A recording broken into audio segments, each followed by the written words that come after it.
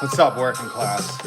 This one's for you. If you're going to work, getting out of work, at work, whatever it is, this is for you. This is for you. The average new monthly car payment has reached $774. Come on, man. The average new car payment. Average car payment is $774. That should be criminal. Lock up these CEOs. Lock them all up. My fucking Christ, man. Good God. Good God.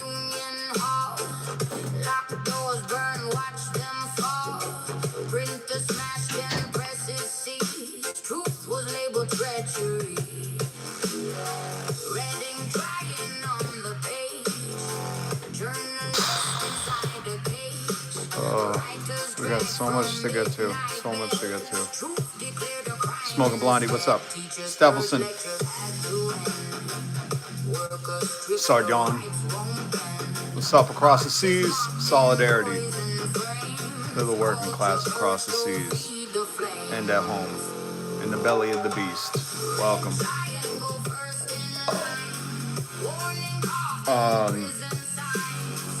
Smoking Blondie. New song, Red Triangle. Check it out. Link in the description. Go subscribe to Smoking Blondie.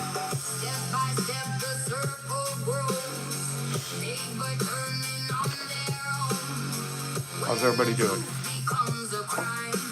This fucking country's a joke. I can't believe I just read that. The average new monthly car payment in America is $774. That's disgusting. $774 for a car payment? I don't know what he's so mad about. I know it's not a car payment. He probably pays in all beer bottles or whatever.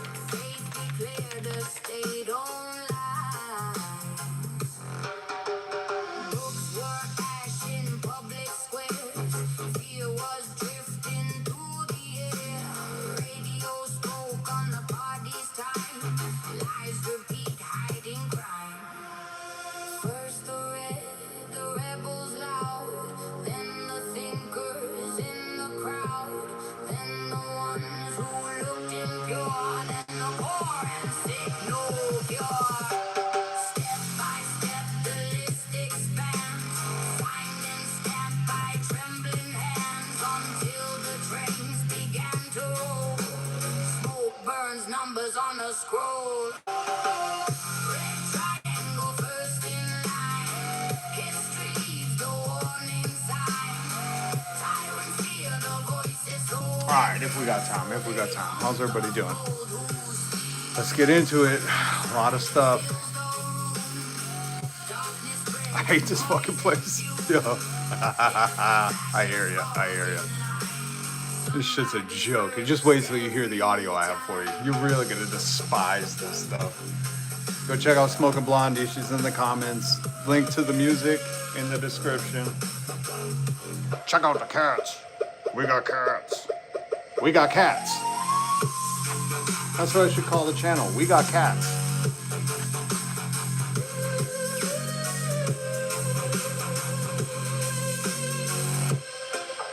Is the deal with Iran fake?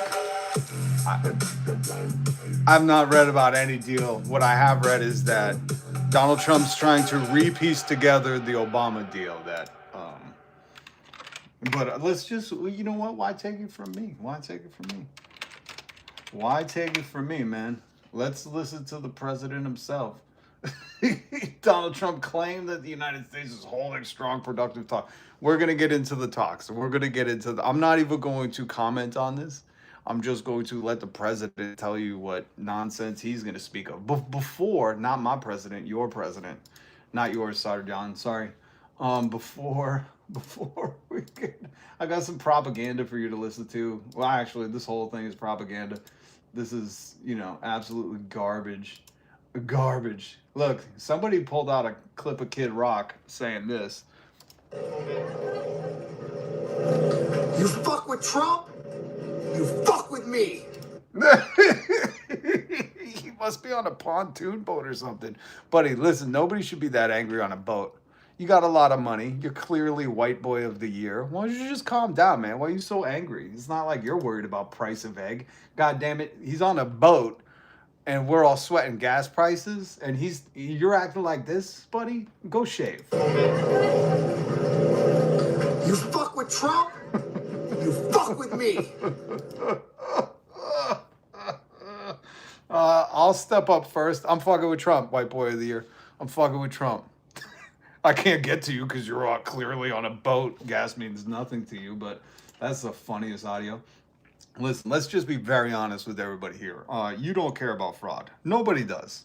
Nobody does. Unless you want to hold these frauds accountable. Here is the latest. Hold on, let me pull up the picture. The latest propaganda served to you by dozens and dozens of news outlets telling you, hey, we got our new script. And they're going to go frame by frame and let you hear all the talking heads tell you that we just need to pay more. As far as the oil prices, people just need to stop panicking. It's worth it to prevent Iran from having a nuclear weapon. So if I have to pay a little bit more for gas, I'll do that. Pay the price, I mean, in order to have long-term stability. The disruptions in the global markets are real and may be painful. But the long-term benefits, again, are incalculable. There may be some sacrifices to be made at the pump on a temporary basis. I'm willing to pay 30% or 30 cents more at the pump. You are, because you're a fucking House Republican and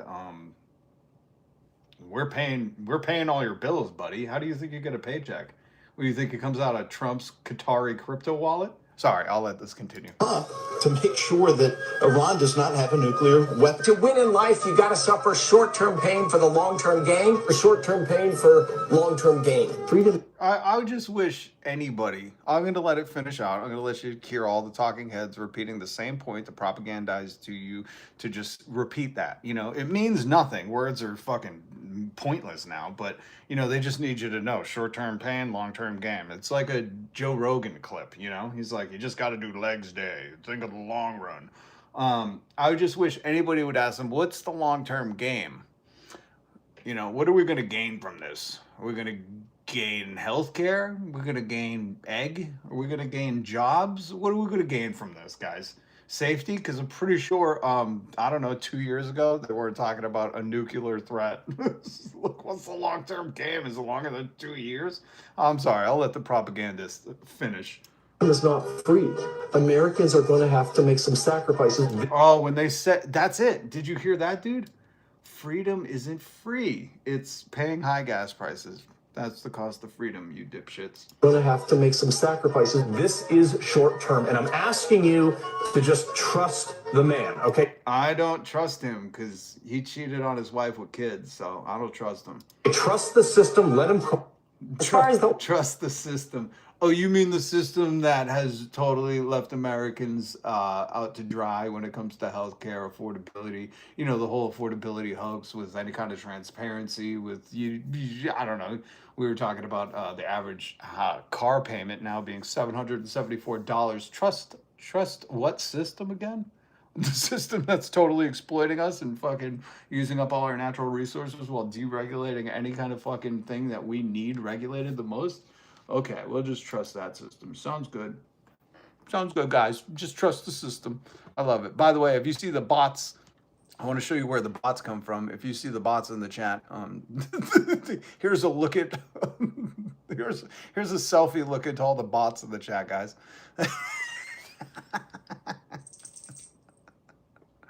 Hold on, let's throw this up.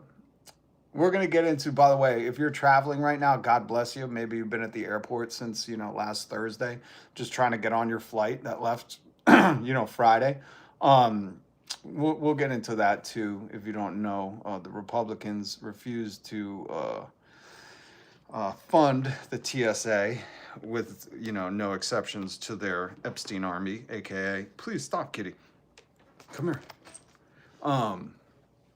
So if you're sitting in long lines and stuff, and ICE is now in the airports, which they're demasked in the airport, so we're getting photos of them all. Here's ICE. Take a good look at them, because they don't have their masks on. There's ICE. Look at that. That is, you know, primo. My compliments to the meatball chef right there. What the fuck are these two dudes doing? Put the mask back on. These are the only two motherfuckers I'll say let them have the masks. Here's one that was running away. He was trying to hide. I don't know why. You got a good profile. You got a good profile, buddy. You should be proud of not wearing your mask. Your mother would be so proud of you of abusing those women and children. Here he is trying to run away. Look, they got him. They got him. Don't worry, everybody. But if you're wondering, why you're hearing about planes running into fire trucks and 45-day lines and yada, yada, yada, that's because your president, not my president, needed $1 billion for the Epstein army, and the Republicans shot down the Democrats' attempt to fund DSA. So right now they're sending ICE to the airports to, I guess ICE was multi-trained. They're also fucking the traffic fucking workers. This shit's a joke, man. Hold on. You want to go out? You don't want to be pet. You want to go out? Come on. Good buddy. Good buddy.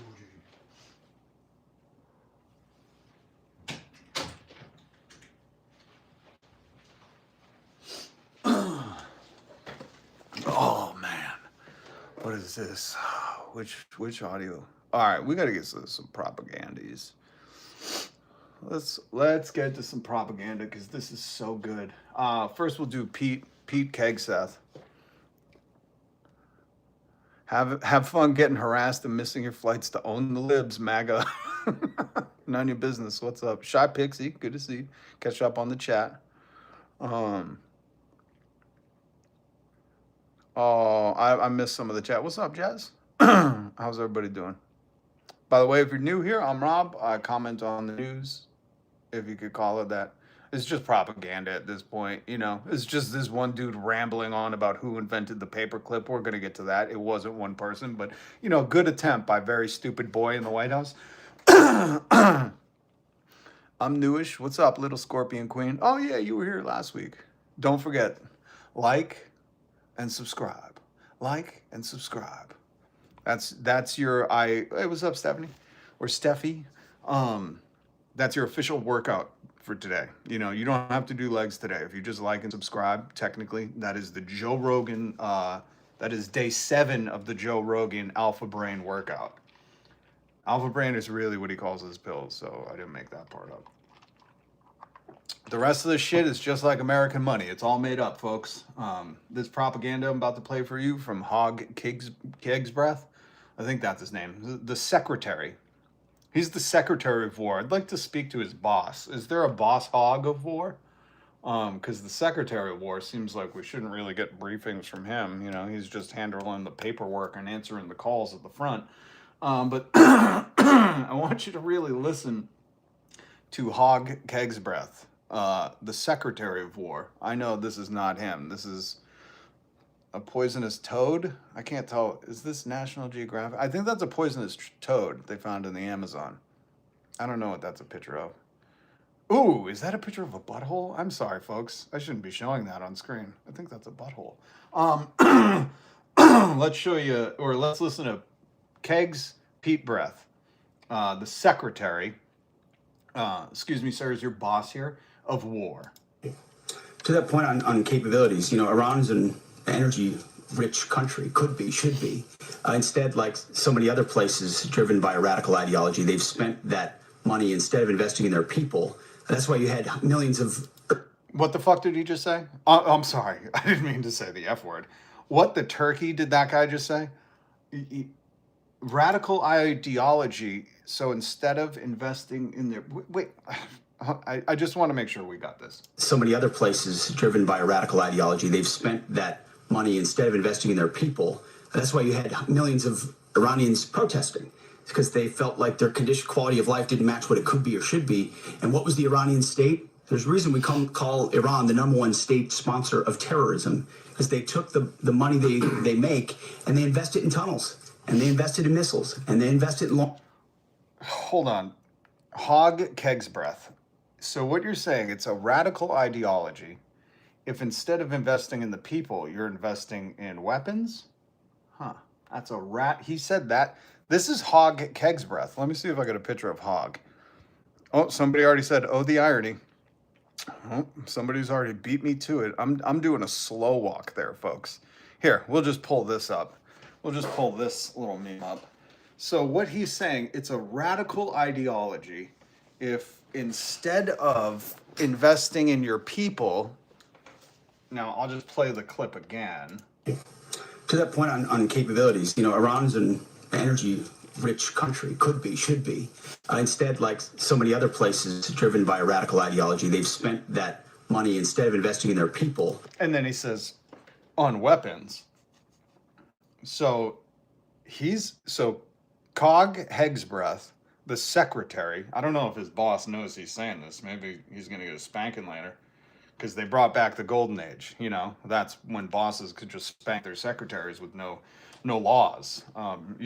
That's just what it was. Talk to your grandparents. That's probably how they got their job. Who was spanked the best? The 50s. Don't you guys love that? What is that called? Made Men? Who's that guy? Henry Fonda or something?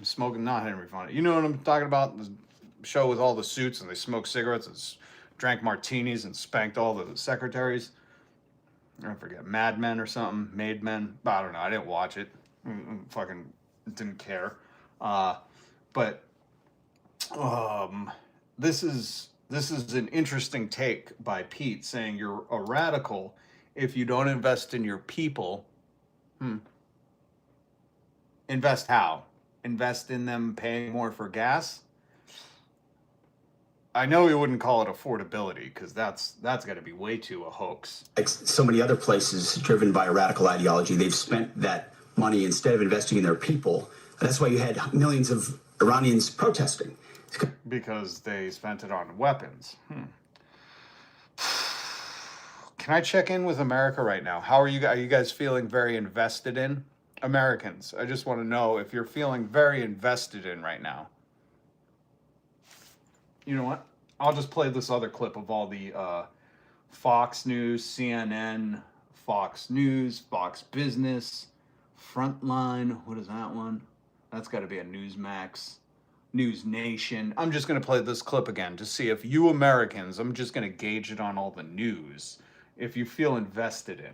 Oil prices, people just need to stop panicking. It's worth it to prevent Iran from having a nuclear weapon. So if I have to pay a little bit more for gas, I'll do that. Okay, so pay more. So that doesn't feel invested in. Let's hear the next news channel. I mean, in order to have long-term stability. The disruptions in the global markets are real and may be painful. But the long-term benefits, okay, painful but long-term, okay, again, are incalculable. There may be some sacrifices to be made at the pump on a temporary basis. I'm willing to pay 30% or 30. Well, of course you are. Shut up. Can we talk to somebody just so you can see what I see? I don't want to hear from this fucking nerd. You know what I mean? Tell me, oh, I'll pay a little more. Like this dude. Like, bud, you're a politician. We pay your salary. You're not paying anything. Missouri. He's from Missouri. Oh, look at that. 30 cents more at the pump to make sure that Iran does not have a nuclear weapon. Okay, can I just hear from News Nation now? I want to see if they have a new take. To win in life, you got to suffer short-term pain for the long-term gain. To win at life. I think this guy must have learned that from Patrick Bet Davidstone. Patty Bet Davidstone probably has a similar t-shirt that says, to win at life.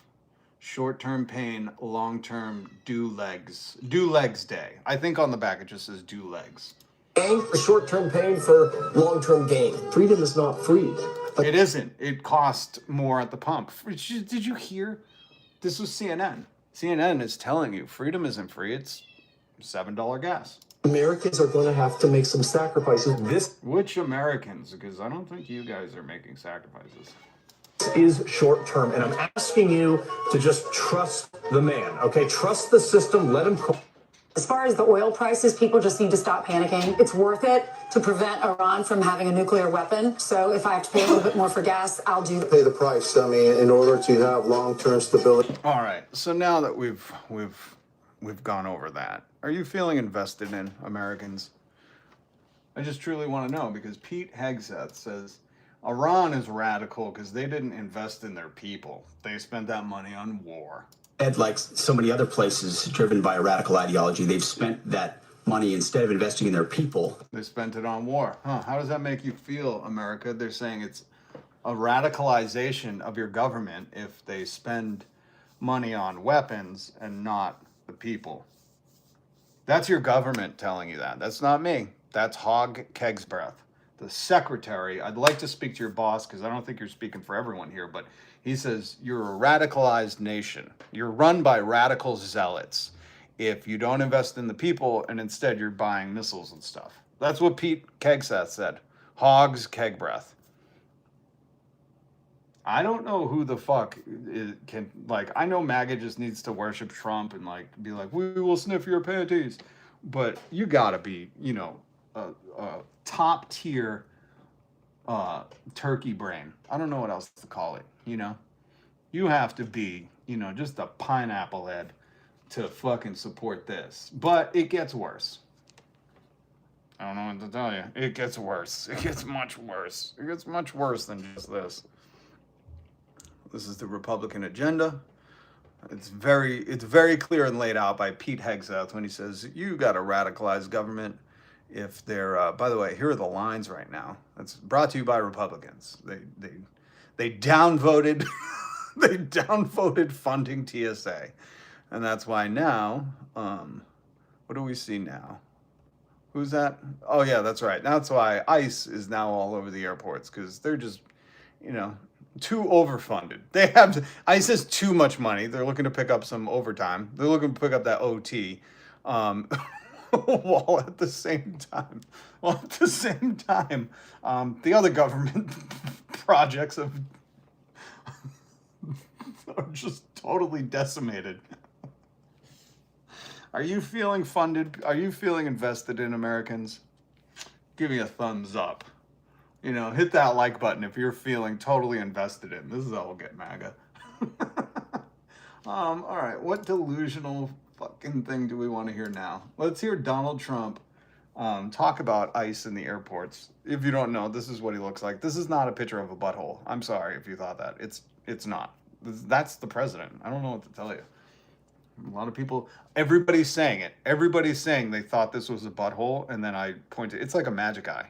You know, everyone's saying it. Everyone's saying it. All the politicians, all the people, they're all saying it. It just looks like a toad with a butthole for a mouth. And I said, no, that's actually the president. You know, actually what I told them, hold on. I'll tell you exactly what I said to them. I said this. Don't be rude. Thank you. I said, do not be rude. Don't say that looks like a toad with a butthole for a mouth, okay? Because that is... Don't be rude. And it's... Random! It's very much random. And we're still... Yeah, we're all trying to find the guy who did this and give him a spanking. We are. That was, I think, was that a clip from the White House? I can't tell anymore. They're just all so crazy. Here is your president, not my president. He also, you know, cheated on his wives with children. If you've read the Epstein files, you know. You know. Here is Donald Trump when asked about ICE in the airports. Good God. Are you guys ready? I think, you know, I don't know if anybody's ready for this. This is like,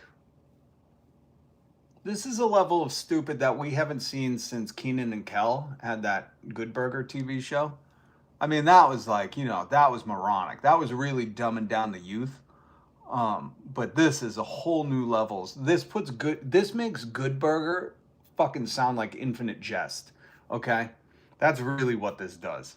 This makes Good Burger the fucking Infinite Jest of Gen Z. Okay? Everybody clear? Here is your president, not mine. Thank you very much. Whose idea was that to put ICE at the airport? Just so you know the question, because when the dementia kicks in, you're gonna go, what was he asked? We're dealing really... Mine. That was mine. That was like the paperclip. You know the story of the paperclip? He says, that was like the paperclip. Do you know the story of the paperclip? Gather around, kids. Do you all know the story of the paperclip? You know, for Gen X and millennials, you know of Clippy, the little paperclip who'd come out and say, hey, you're not reading the Epstein files, are you? You're going to get in trouble. I don't know what he said. I always ignored him. I always closed him out and hoped that was the death of Clippy, but he would always return. He was kind of my generation's AI. But so Donald Trump says, you all know the story of the paperclip, which we're going to get into after. The story of the paperclip? 182 years ago, a man discovered the paperclip. 182 years ago.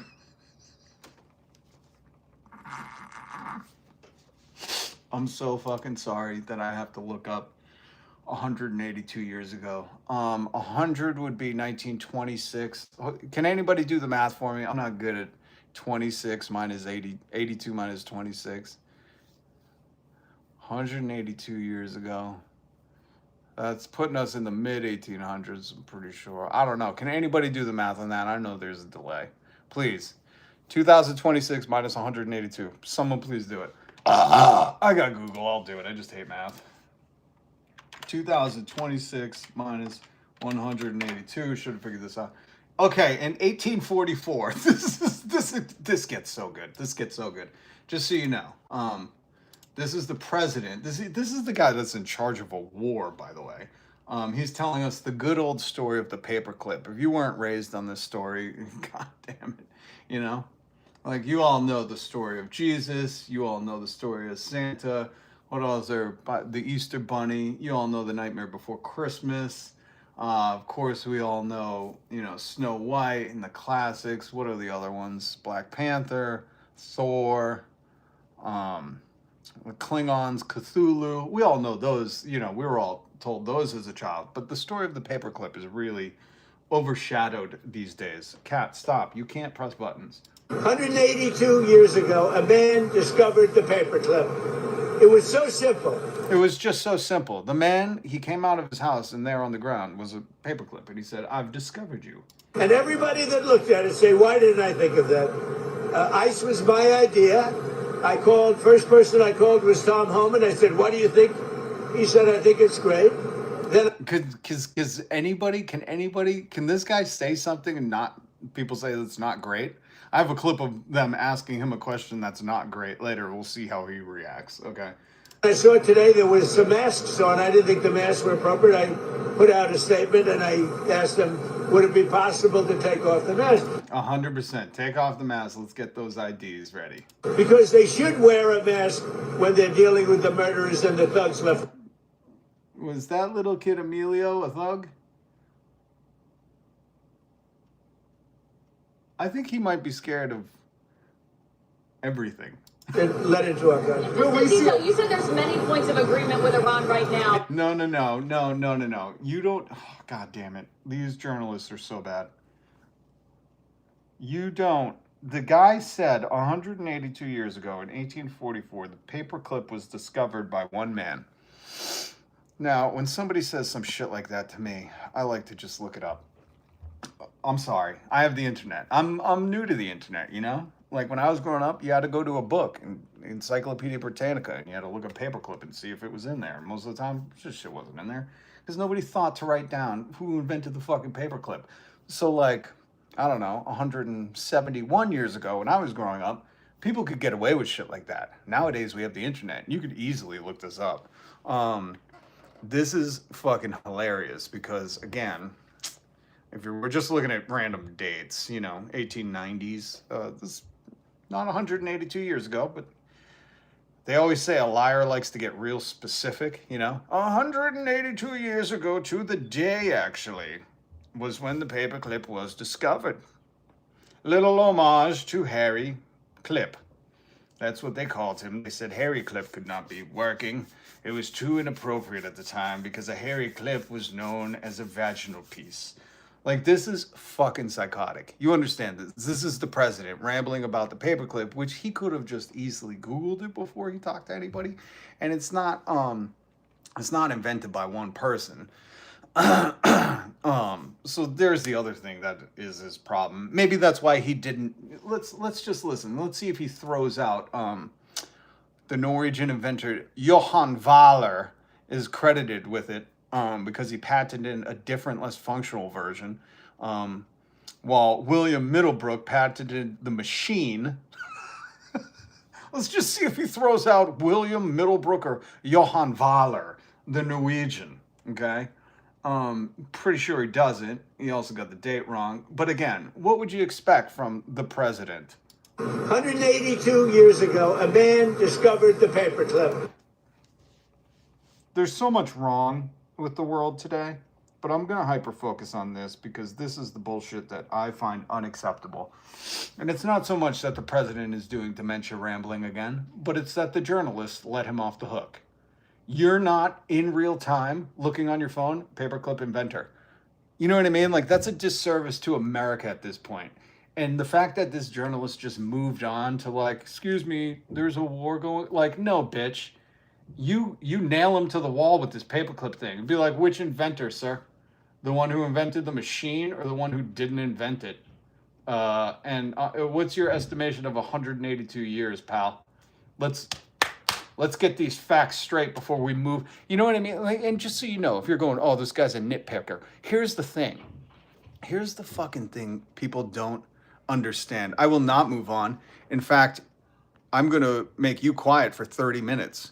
You're lucky I'll be going for longer. But here's the thing for stupid people like that say move on. If I can't trust you with information on the paperclip, there's no fucking way I'm trusting you on information about a war. You understand how that works? It's like, if I can't trust you on little things to not lie about little things, why in God's green earth would I go, oh, thank you for that bullshit about the paperclip. Let's move on to bigger things that affect our daily lives. And why don't you just not be honest with those? See how that works? I know it's hard for people to get. They're like, oh, who cares about a paperclip? And what I'm telling you is the person who will lie to your face about a paperclip is not going to be honest about war. Are we clear? Some of you are still too stupid to get it. There we go. We'll put him in timeout again. Stavelson, thank you for the $4.99 super chat. Have fun getting harassed by ICE and missing your flights to own the libs, MAGA. Very true. Very true. But this is really an important... Wait, was there another super chat? Oh my God, I'm so sorry if I missed it. I'm so sorry. Let me scroll all the way back. Wait, can I not see it? Who else super chatted? If you super chatted, you don't have to super chat again, but just tell me because... My apologies. My apologies. The ones that don't get it are Trump trolls. 100% I'm an enigma. Oh, I think I got it. Love that name. Very hard to decipher, but I love it because of that. I timed out Sardion. Oh no. Sardion. Did I? No. What? And delete. Oh, I can view the... Oh, no, he was timed out. Sorry, John. I'm sorry, man. This chat sometimes moves too quick. But it was only for a half hour. That's how that little troll kept going. But sorry, John, I don't know. We'll have to do something in honor. What do we do? We'll have to do something in honor. What do the Nederlands do to honor the fallen for 30 minutes? I don't know. It was an honor serving with you. I can't wait till you're back. And I'll stay on until you get back. Rip. Rip. By the way, we got to get into Donald Trump said he's good that Mueller's dead. And if we're just going to go off presidential language, I don't know if you guys saw the creator of OnlyFans died. And let me just quote the president. Good. I'm glad he's dead. You know, if we're going to do that, I say let's all play the game. Fuck it. What's up, the Anacle? But I really want to make the point that GT dude was too stupid to understand, and why I'm harping on the presidential paperclip nonsense is because as a reporter, and listen, this reporter, I'll let him keep talking about the paperclip and listen to what the reporter does. The reporter immediately after, and this is poor journalism, number one, but number two, this is poison for the people. You know, if you can listen to a man lie to your face and then you just go, okay, now let's ask about war. You know what I mean? Like, that's poisonous. The media is not your friend. You need to understand this. So listen to her try to skirt from, oh, he's making a bunch of stuff up, rambling, to let me ask you a serious question. Like he's going to change fucking tones. He doesn't. I'm going to play more audio. The paperclip? 108. Have you ever heard of the paperclip? That's a good clip. Hold on. You know the story of the paperclip? Do you know the story of the paperclip? Do you know the Muffin Man? 182 years ago. To this day, actually, what time is it? To this minute, 1,000 years ago today, to the minute. A man discovered the paperclip. Of course, it was a man, Donald. It was so simple, and everybody that looked at it say, "Why didn't I think of that?" Ice was my idea. First person I called was Tom Homan. I said, "What do you think?" He said, "I think it's great." Then I saw today there was some masks on. I didn't think the masks were appropriate. I put out a statement and I asked them, would it be possible to take off the mask? Because they should wear a mask when they're dealing with the murderers and the thugs let into our country. You said there's many points of agreement with Iran right now.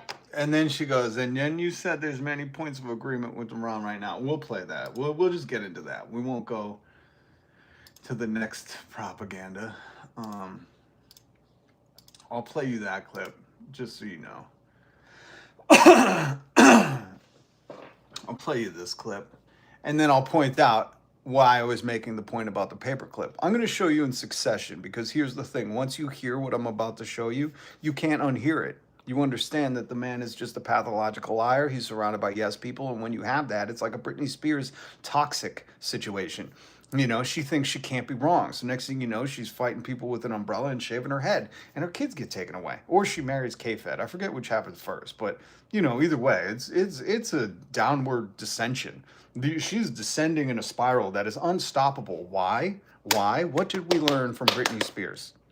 Too many yes people. Too many people want stuff from you, right? So nobody can give you any constructive criticism, critiques. So you become this Truman Show all to yourself where you're living a lie. And that's what we see with Donald Trump. Here is his Iran stuff. And then don't worry, I have audio after to prove to you that he's a liar.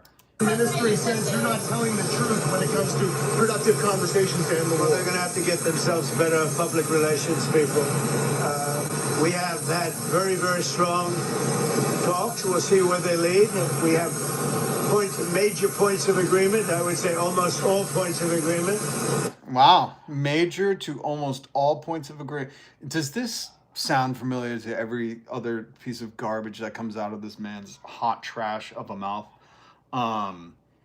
Because I've never heard him say, you know, it's tough right now and we're working piece by piece. You've never heard this guy say anything besides, they always agree with everything's the most best. I called Tom Human earlier and he said, greatest idea ever. You remind me of Mr. Paperclip. Listen to this bullshit. Perhaps that hasn't been conveyed. The communication, as you know, has been blown to pieces. They're unable to talk to each other. But we've had very strong talks. Their communication has been blown to pieces. They can't even talk to each other, but don't worry. Donald's had very strong talks. And what is a strong talk? Is that a talk while you're doing push-ups on the phone? Is this like, do they all have landlines and they're just doing push-ups? They're like, these are the strongest talks we've ever had. We should call Joe Rogan a three-way. What the fuck is he talking about? Mr. Witkoff and Mr. Kushner had them. They went, I would say, perfectly. I would say that they went perfectly. You hear that, guys? War is over. Hallelujah. Cue up the John Lennon. Holy shit, man. They went perfectly. So, guess that everything's good now? Gas can go back to under $1, right, MAGA? If they carry through with that, it'll end that problem, that conflict, and I think it'll end it very, very substantially. How are we trying to end it? Because if you guys don't recall, I remember, oh God, what did he say? Oh yeah, that's right. We already won the war. That's right. That's right. We already won it. So I guess we're just ending the conflict inside of the war that we won. I don't know. If you're trying to follow along at home, I'd hate to see your notes because they got to be just burning it in the corner on fire. My Christ. We have very much in mind our partners in the Middle East. We've had great relationships with a lot of them, as you know. A lot of them were surprisingly hit, and I was surprised to see it, and so was everyone else. But we have, they're very much in mind. And oh, the internet's cutting out. You know what just really hit me? The only thing this man, hold on, let me show you this man. I hesitate to call him a man, this toad with a butthole for a mouth. The only thing he truly loves is being in front of a camera. He doesn't love his kids. He certainly doesn't love any of his ex or wife. He don't love money as much as he loves being in front of a camera. I'll tell you that. Even the power is secondary, because if he lost the power tomorrow, he'd go get in front of a camera. That's why he didn't stop campaigning. That's why even right now he's campaigning, because this man, the only true obsession he has, besides the stuff he did in the Epstein files and wanting to hump his own daughter, is being in front of a camera. I would say those are his three favorite things: cheating on his wives with kids, wanting to hump his daughter, and being in front of a camera. You know, so if you're looking for Valentine's Day, I don't know when that is, but if you're looking, if you want to get him something, you know, that's probably it. The discussions. So the discussions took place yesterday. They went into yesterday evening. They want very much to make a deal. We'd like to make it. They want to make a deal. We want to make a deal. The discussions already went perfect. They agree with everything. This sounds like you shouldn't be saying all this stuff.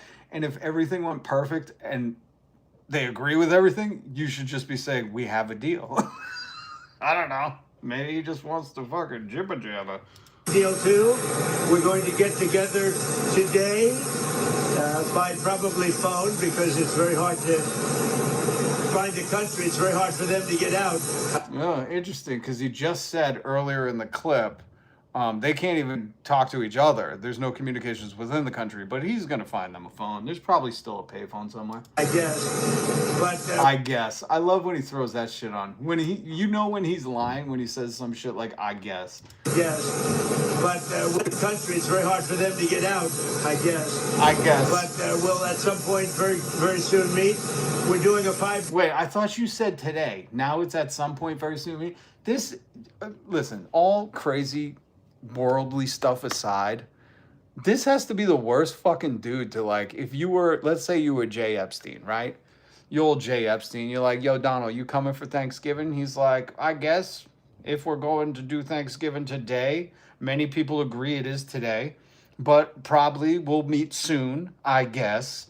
Like, could you imagine in real life trying to make plans with somebody who's like, we're meeting today, definitely, if they can even find a phone, I guess.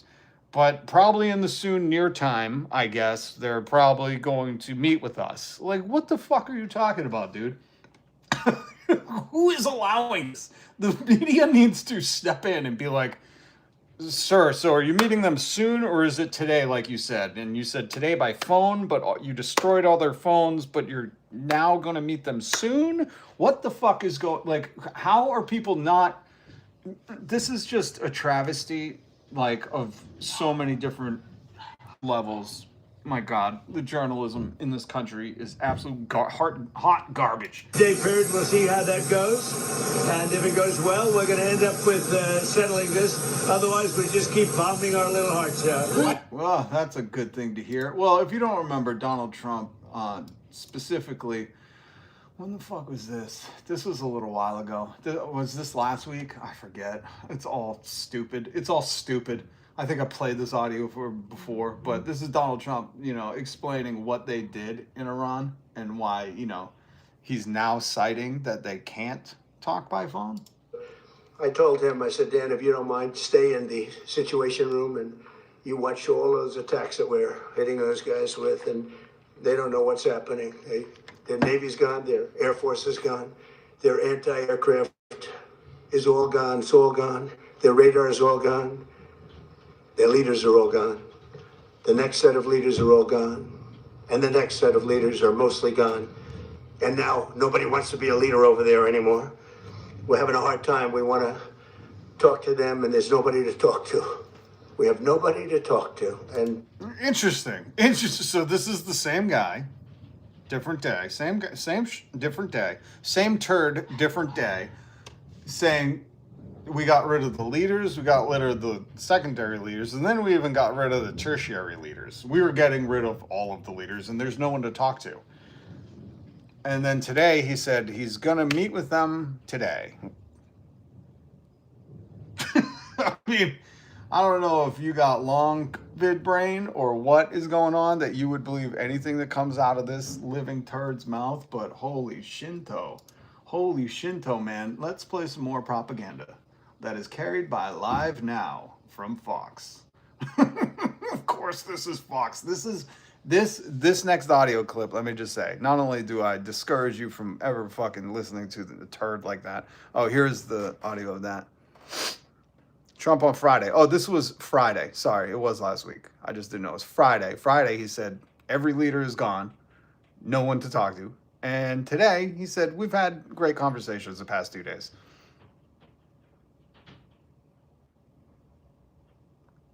I hope you're paying attention. I guess I only took one picture. I only need one picture of this idiot. But this is when you talk about playing the hits, playing the classics, Fox News is, this is probably a repeat right now on their channel. We're not going to have the Democrats destroy our country. These people are the most destructive, sick people. What are they doing? Are they making everything unaffordable? Are they making the average car payment $774 while gas is going up to $700? What are they doing? Are they taking away people's health care? Are they not funding TSA? So planes take forever to fucking get to. What's going on? I want him to tell me why these Democrats are so bad, okay?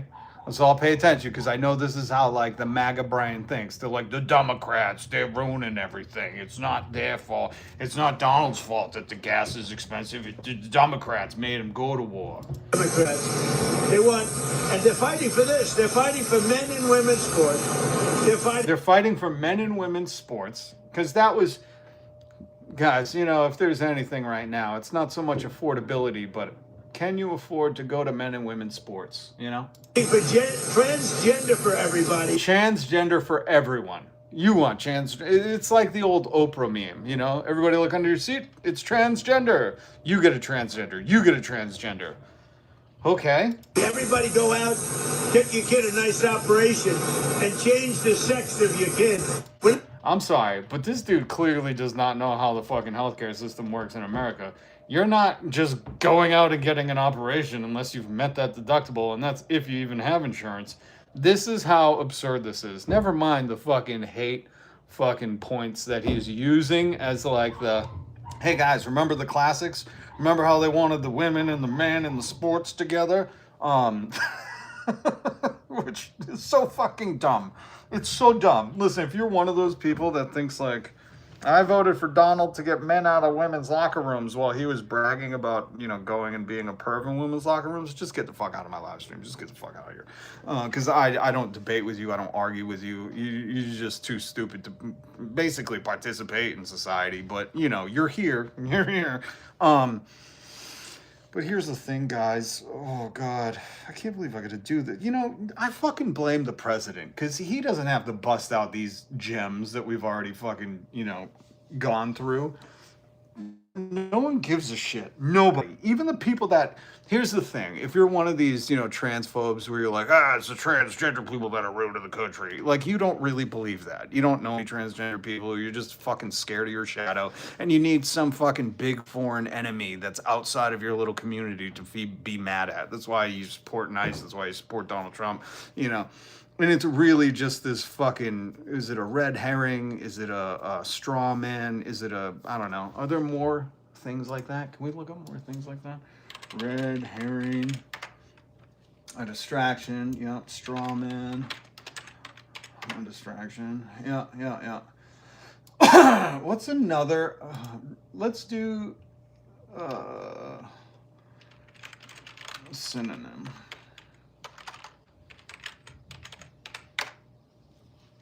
Straw man, synonym. What's another word for straw man? Don't give me red herring.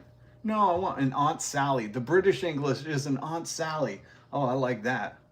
Yo, that's an Aunt Sally, man. That's an Aunt Sally.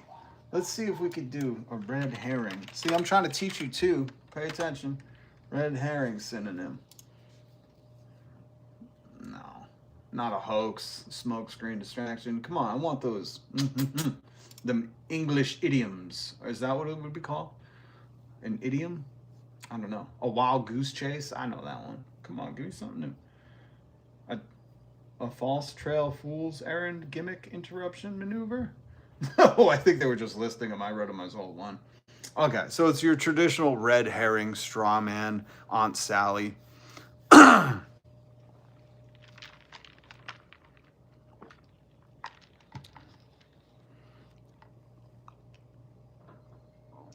I know 5 trans. Listen, I know a ton of trans people, and this is why I'm saying, like, the people that claim they don't like them, not only do they not know any, but this is just the old Aunt Sally straw man, red herring fallacy of like, this is what's wrong with the country. Because not only do you, if you don't understand like how small the population is of the trans community, but if you think for some reason that fucking the trans community has colluded to fucking price fix the price of eggs, something's seriously wrong with your brain. You know what I mean? Because these people were at once complaining about egg and gas price. And if you think somehow magically, like the fucking trans Illuminati of robber barons have, you know, all met at fucking Davos to set the price of eggs, like, bro, you got to hear how you're fucking speaking, because something's wrong with you, you know. And I don't think it's fixable at this point. I think you just need to step your way out of society and try not to be so stupid on the way out. You know what I mean? But I couldn't believe that this fucking dude, man, he's like, everybody go out and get your kid a nice operation. Bro, butthole mouth bro. Here's the thing. We live in capitalist America where you can't just go out and get an operation. You can tell how pampered he is, because he's like, yeah, you just go out and get operations. They're just handing them out at every goddamn hospital. Like, listen to this fucking dude. I want you to tell me how many of you just went to the hospital and you're like, I just would like an operation. And they were like, oh yeah, don't worry about insurance. You just come on in. What do you want? Seriously, I want you to consider what he's saying. You just go out and get an operation. Money be no thing. Insurance be no thing. You just walk into any medical place and you go, I'm here for operation. Like what? The fucking board game, dude? What are you talking about? For everybody go out, get your kid a nice operation. Really? Because I'm pretty sure I fucking know people who kids need operations and you can't just go out and get one. But apparently in rich guy America, that's everybody's just getting them. Everyone. This is what I'm trying to do. I'm trying to break down what these liars and criminals are saying so you understand that on its face, oh, it just sounds like, oh yeah, the Democrats want everyone to have an operation. And no, they don't. The Democrats don't even want you to have health care. None of them do. And it's just funny that one side is using like this as like some talking point. Like, if you're in America for any point beyond 26 years where you get off your parents' health care, and for those people who are outside of America, up until you're 26, you can be on your parents' health care. So a lot of these people under 26 don't understand how the system works. And then they turn 27 and they're like, wait, I got to pay what? I got to meet a what? I got to do a what? Goddamn, cat. Really? Because if you're going out, you're not hanging with me. We're not doing the both thing.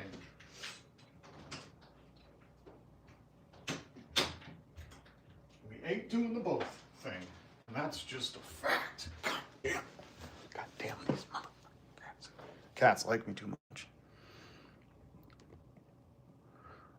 Trans Illuminati band name. Yoink. Oh, Shy Pixie. I do like that. I do like that. The Trans Illuminati. Okay, who wants to be in my band? The Trans Illuminati.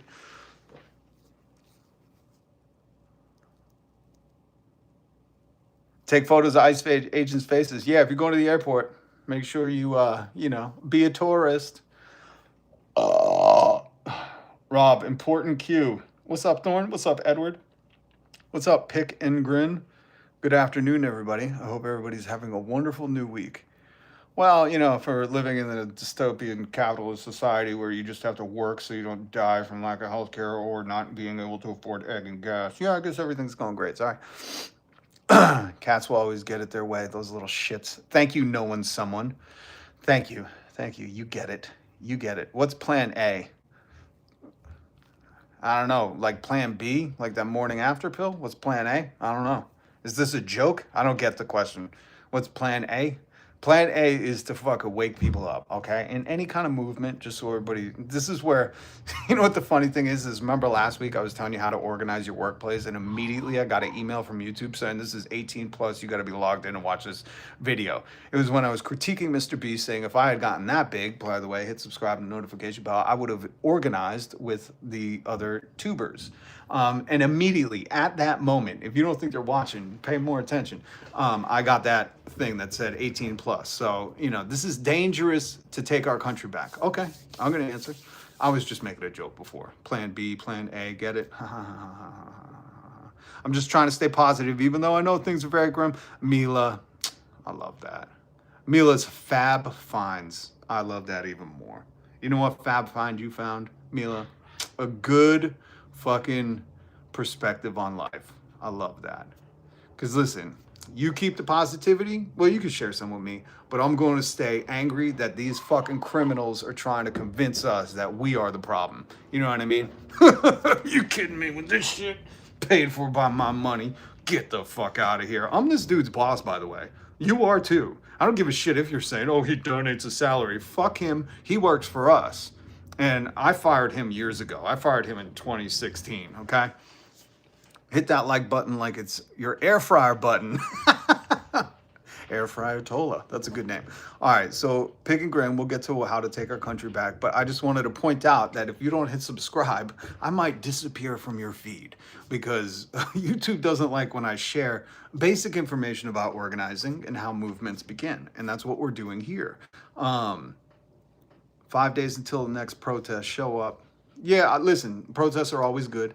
But remember, if your protest is not inconvenient for those that are not part of it, it's just a fucking parade, okay? So when people say, oh, don't block the streets or stay on the sidewalks or don't cause any trouble, please don't mess with businesses. You don't want to do it during business hours. Just so you know, those are the motherfuckers that worked for King George III back in 1775 and 76 when my grandparents, or great, you know how many greats, when my great-grandparents were fucking taking the king's tea and dumping it into the Boston Harbor. There were people at that time saying, oh, you shouldn't do that. That's a king's tea. You're wasting capital, you know. And those people want you to be subservient. And what I'm trying to teach you is they do that so you feel like you did your good thing for the day, didn't mess with their capitalist system and their profits that they're getting passive income by exploiting you for, and all's well in fucking make-believe land. And I'm here to tell you that you gotta grind them wheels to a stop, you know? Like Bill Haywood said, the greatest thing the fucking working class could do is put their hands in their pocket and fucking guess what? None of these turds make money. How do you think that I'm sorry. You think that fucking if all the employees walked out, you think Mr. Target CEO himself, who I think he makes $18 million a year, you think he's coming to ring you out? Oh, you think the management's coming in? Please. So, what we need to do is, number one, wake people the fuck up. That's why I break down what he says like he says it. When he talked about the paperclip thing, that's easily dispellable. Remember, he said, nobody thinks about 182 years ago when the one guy discovered the paperclip. And it's like, well, that's just totally made up. That's a total lie. It wasn't 182 years ago, and it wasn't one guy. But anyways, go on. Tell us about the war that we should believe you. You know what I mean? So I'm here to break down that he's a fucking liar. Because whether or not MAGA's in here, once they come in and hear me say this stuff, they can't unhear it.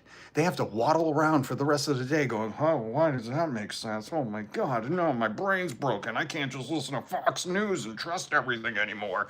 You know, it's so funny to me, the people that are like, I only watch Fox News. That's the only trustable corporate media. Oh, but all the other ones are lying. I'm here to tell you, fuck all of them and Joe Rogan. They're all lying to you. They're trying to keep you complacent and subservient so you never question why you're never going to get to retire or can't afford that health care that you so desperately work for. And number two, after we wake people up, after we get people to see through the matrix, I'm taking that back, Andrew Tate, because you're a fucking criminal and you should fucking be buried in Slovenia or wherever you are, Transylvania. I don't know where, man, but fucking keep the zip ties on that dude. He's a criminal. And after we wake him up, we say we need to organize. And this is where YouTube flagged me right away and said, this is going to be 18 plus. You must be logged in to watch your video. Because as soon as you start telling people organizing is as easy as talking to somebody. That's all it is. Saying, hey, are you content with how things are right now? And they go, nah, man, you know how much I just spent my food money on my gas truck, you know? And you go, man, that doesn't sound too swell. What do you say we do something about it? Why don't you say we get together and whatever you need to do. But that's organizing in a nutshell. You find out other people that are pissed and you agitate. That's what I do here. I agitate. That's why I shake MAGA the fuck up. That's why they need their little safe space from me. That's why you see MAGA come in here and get very upset. How dare I disrespect that queen? But they can't unhear it. They have to waddle around the rest of the day. And I don't give a shit if they got thighs like Joe Rogan. They're still waddlers. In my mind, waddling is more a style of life than a fucking actual canter. You know what I mean? It's how they fucking hold themselves. Like this waddler. You see him walk down the stairs this weekend? Fucking hilarious. Oh, I've never prayed so hard for stairs. Or rooted for, you know? I was cheering on the stairs. It's like, come on, stairs. Get a little slippery. Anyways. Melania is from Transylvania. The queen. Well, what else would you call it, you know? It's like the Bay Hive. Like, they have a little Trump hive. It's the queen, man. That's the queen. She lays all the eggs, you know? She poops them right out. She comes downstairs, poop, poop, poop, poop. But pick and grin. To answer your question, what's plan A? Plan A does not happen until you have organized. Organize, organize, organize. I believe those are the 3 rules of real estate. Organize, organize, organize. And we just translate those into everything. So you got to talk with people. You got to find like-minded people. You got to find people that are waking up. You got to fucking initiate people into the wake up of seeing through the matrix. Being like, you understand, he just lied about the paperclip inventor. There's no way you can trust him about war. I don't trust people who lie about paperclips, then trust them about war. You see my fucking logic here? Like, if he's gonna make up shit that we easily fucking Googled, remember, I played the clip. He made up stuff about the paperclip inventor. This is not 182 years ago. And this isn't even the guy that fucking he was talking about. Nor was this. And he told this whole make-believe dementia story about it. And I said, oh, this is too sad that you can just Google shit now and know he's a pathological liar. So we don't trust people like, well, especially like, if you got a guy like this on your team, we just don't trust you in general, you know? That white boy of the year hat, I don't think it was given to him by the black community. Let's just say that. But on top of that, you don't trust the guy, you know, that's lying about paperclips and then ask him about Iran. You know what I mean? That's just, again, people, I'm just trying to teach life advice. That's it. If I came up to you and I told you, hey, you know, the paperclip was invented by dinosaurs, you'd be like, I don't want to listen to anything else from this guy. You know? Well, actually, if I said dinosaurs, you'd probably be like the Dinosaurs TV show that Jim Henson created all the suits for. And then we'd probably have a very interesting discussion. But if I said some shit like, you know, before Harry Styles was discovered by Simon Cowell, he actually invented the slinky. You'd be like, that's fucking clearly not true. And then I was like, so let's talk about the Iran war, you know? But somehow these nerds in MAGA are like, yeah, who cares about the paperclip thing? Tell us about the war and how much we're winning. Well, here's my summary, because I'm playing the audio clips from Donald Trump. He said, you're winning so much and you've already won the war so much already that now he's trying to have talks with Iran about ending the war he already won. But he also said they destroyed so much of Iran that they can't even communicate inside the country. So he thinks he's going to get them on the phone later, but most likely soon to, you know, come to a deal about ending the war you already won. See what I mean? And that's why I didn't want to do all that. I just wanted to go, he's lying about paperclips. Who the fuck would trust him with anything else? See how simple I make it for you? I cut right through the bullshit. I go, listen, I can't trust you about paperclips. I'm not going to listen to you about war. I'm sorry. I don't listen to 80-year-old fucking lying losers who would cheat on their wives with kids, read the Epstein files, and then go, oh yeah, tell me the truth about something else. You know what I mean? This is just one of my things. You know, if you know somebody with 34 felonies who isn't walking around in fucking prison, they might be a dumb bitch. We have more clips to get to. I'm sorry, I haven't read the comments. Tennessee blacksmith. There we go. We need a blacksmith in the revolution. Please don't tell me you're MAGA. How are we losing? See, Ben, this is the thing, man. I'm not Ben Shapipi. I don't debate idiots. Oh, wait, somebody else says debate me. Oh, maybe you missed my last. I'm not Ben Shapipi. I don't debate morons. Why don't you just go do your live and go, guys, trying to cut a deal to end the war that we've already won. Like, dude, you got to go do circles. I bet you sell great grift stuff, you know? But I'm sorry. You must confuse. Do my eyebrows look that big? Do they? My eyebrows can't look that big. I'm not Ben Shapiro, man. I'm not here to debate fucking, fucking second year seniors in high school. Get the fuck out of here, dude. I'm here to say this dude is a pathological liar. He's in the Epstein files, and wake the fuck up before it's too late for you too. Okay? There we go. That's all. This is a good one. This is a good one.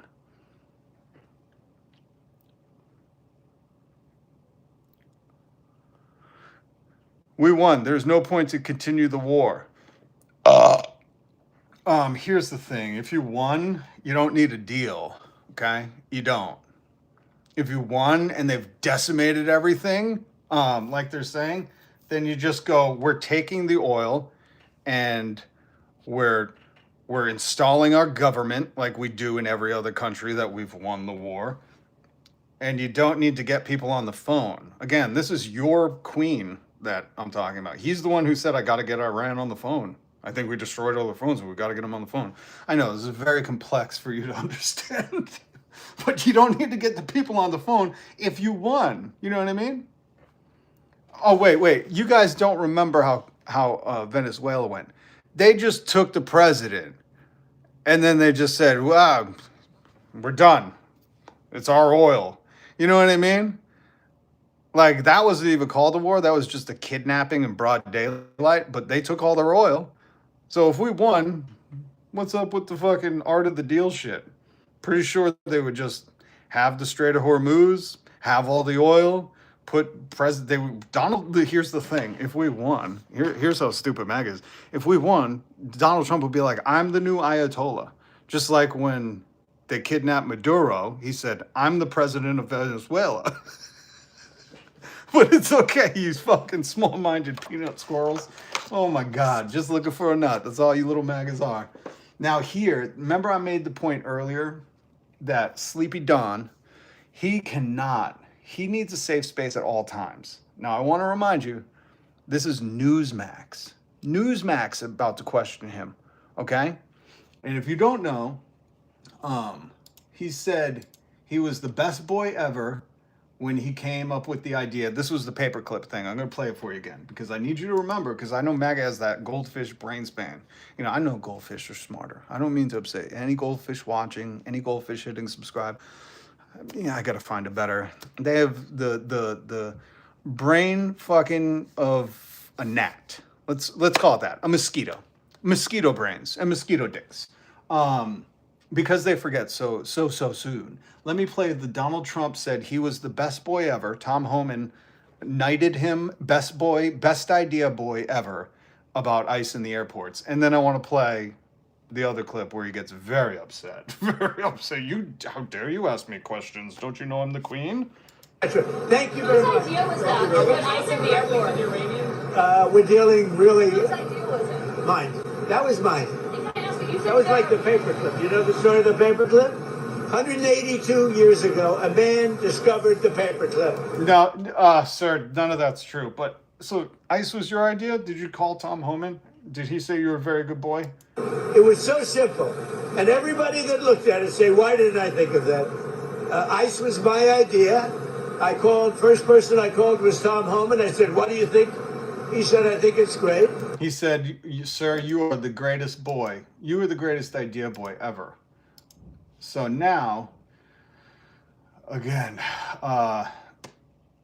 this is Newsmax or News Nation or I don't know what the fuck. Newsmax, they're all the same thing. It's all Fox the Ocho asking him about ICE. Mr. President, you've deployed ICE agents to American airports. Newsmax, sir. You've deployed ICE agents. You're not doing a very good job. You've deployed ICE agents. You're not doing a good job. Did you hear me? Somebody's getting sensitive. I thought you were the best boy ever for this idea. Okay, go What ahead. exactly do you want from these calls? Taking CNN over Newsmax. Can you believe it? I'm taking CNN. Yeah, Tennessee Blacksmith. Welcome, comrade. Solidarity. So did you hear that clip? Thank you for joining up. I'm supported by viewers like you. And that's it, man. YouTube keeps with my videos, but that's okay. Also, hit subscribe, hit the notification bell. Let me wake you up too. This is a working class revolution. This is a church for the people's union. This is how everything begins. I ain't Sleepy Dawn. I'm not gonna lie to you.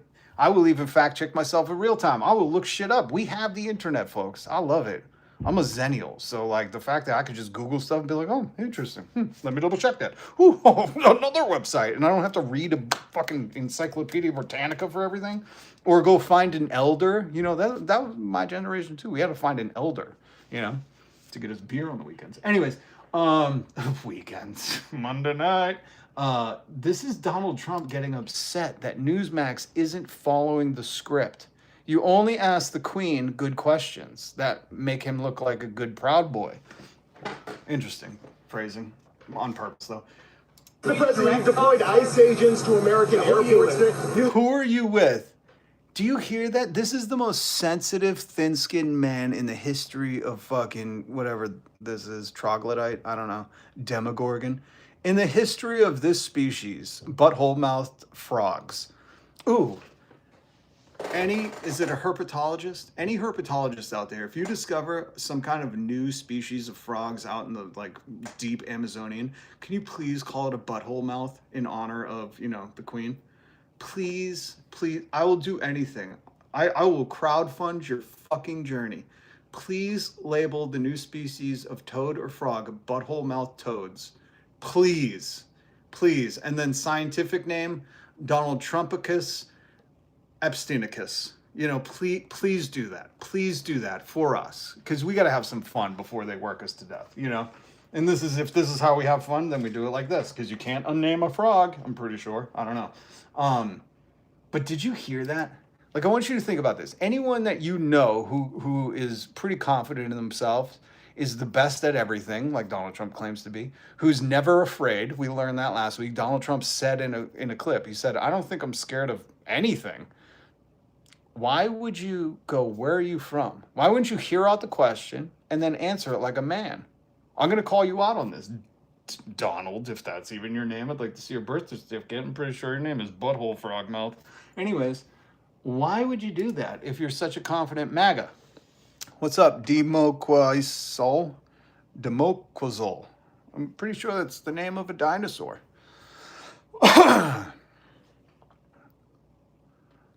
Hey, what's up, Pink Fur? Good to see you.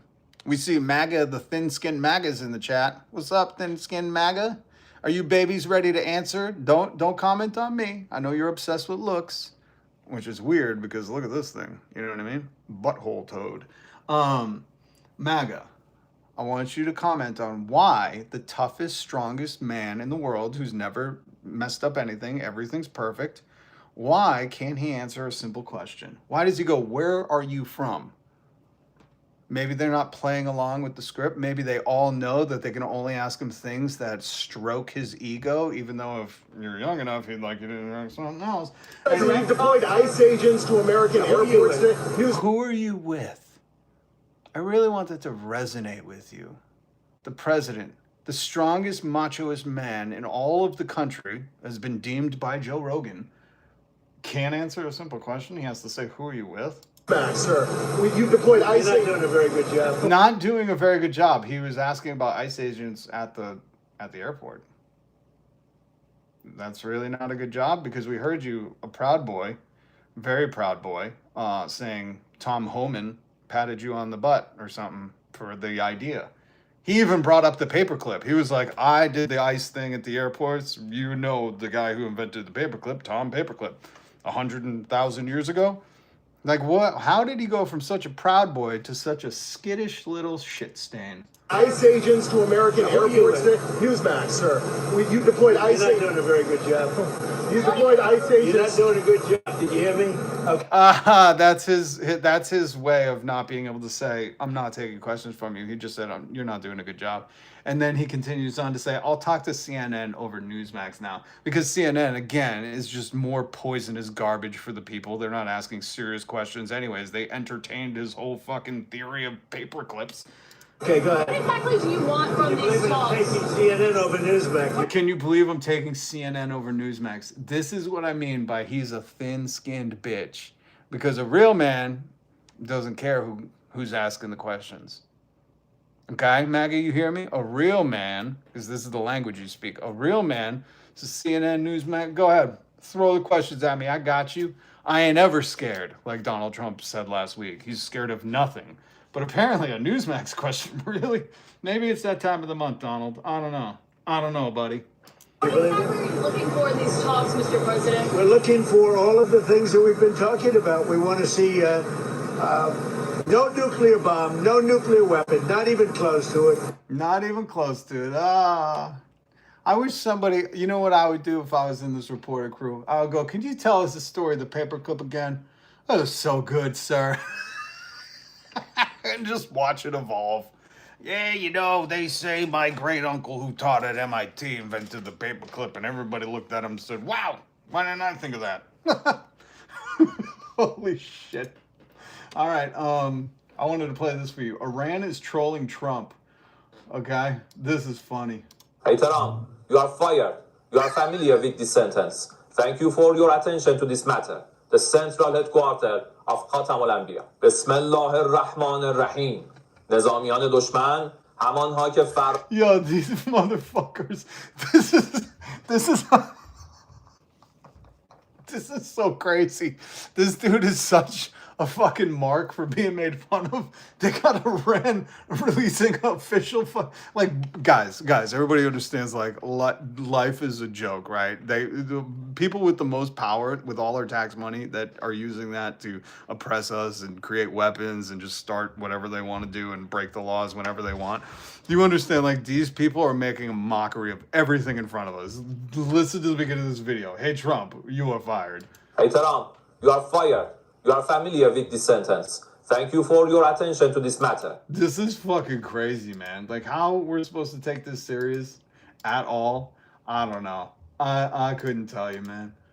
Oh, here's let me pull this one up. Where's Scott Bessent? The token gay guy in the Trump administration. You know, he's there just to make sure that when they're oppressing other gay people that they could be like, no, look, we got a gay guy. No, we couldn't be. It's the MAGA equivalent of like, hey, man, I know a black person. You know, this is the Trump equivalent. That's why they had like Ben Carson there at one point, Kanye West, you know, Candace Owens. Like, they got to do it. They could be like, no, we know a gay person, man. We would never oppress you, right? He's not on payroll. Here's Scott Bessent. Quoting Walther Funk, German Reich Minister of Economics, 1941. And for those of you who maybe don't know your history, you should look into the 40s, Germany. Just take a peek. Just take a peek. And then you'll see why this is concerning sentiment or propaganda spilled out by your Secretary of Treasures. I believe that's the official title, Secretary of Treasures now. I love that they're all secretaries. Bunch of bitches. We are taking out their missiles, their missile systems, and the factories that build. The other thing I would say is like all these people are on repeat. We're just telling you how much they've taken out, but they're not really explaining like how that's helping the American people or investing in people like we heard Hog Kegsbreath say earlier. He called Iran radical. I could play that for you again because they didn't invest in their people and instead they were investing in weapons. So it's very, very weird that all these people get on TV like they're trying to curtsy to Donald Trump, being like, we've taken out everything. Yes, dear supreme leader. Those missiles, and now the General Kane, Secretary Hegseth are leading a campaign to destroy all the fortifications along the Straits of Hormuz. Just to put a fine point on this, though, is the president in the process of winding down this war or escalating the conflict? Again, they're not mutually exclusive. Sometimes you have to escalate to de-escalate. Okay, NBC News is reporting that President Trump is considering sending troops into Iran. Will the administration... Sometimes you gotta escalate to de-escalate. If those aren't words that I'm pretty sure heard on the show Cops by an abusive ex-husband, I don't know what are. You know what I mean? Like, I'm pretty sure there was a guy in a trailer park with a really dirty wife beater on saying, like, hey, you know, sometimes you just gotta escalate the de-escalate. That's all we were doing here. Nothing to see. You're not gonna charge me, are you? Like, this is abusive language. And I mean that. Anybody who's been in a relationship with some kind of lover or boss lover, weird, don't do that. You understand that this is, you know, they're what do the kids call it? Gaslighting you. That's what it is. They're gaslighting you. It's just like them telling you the short-term pain is for the long-term gain. I just would like somebody to explain what the fuck long-term gains are going to come out of this. Are we getting healthcare from this? Do we get all our eggs from Iran? No, our gas. Okay, so they're just specifically mentioning gas prices. So if we just pay a lot right now, then eventually it will be free for us? I don't understand. I do know that the military industrial complex is making a shit ton of money right now. Because if you've seen how much our jets and missiles and all those things cost, well, they're not going to pay for them by themselves. You know what I mean? That's why we're doing taxes. Jason Ippo. Good to see you. One huge gaslight. That's it. Oh, you know what I just realized, Jason, with that comment? It's literally a gaslight. They're gaslighting us on gas. Huh. Interesting. See how open they are with it? They're gassing us about gas. They're gassing us up. I think that's what we used to say, us Zennials. All the 90s kids know. Hey, man, you gassing them up. That was mint. God damn. Something's got to change.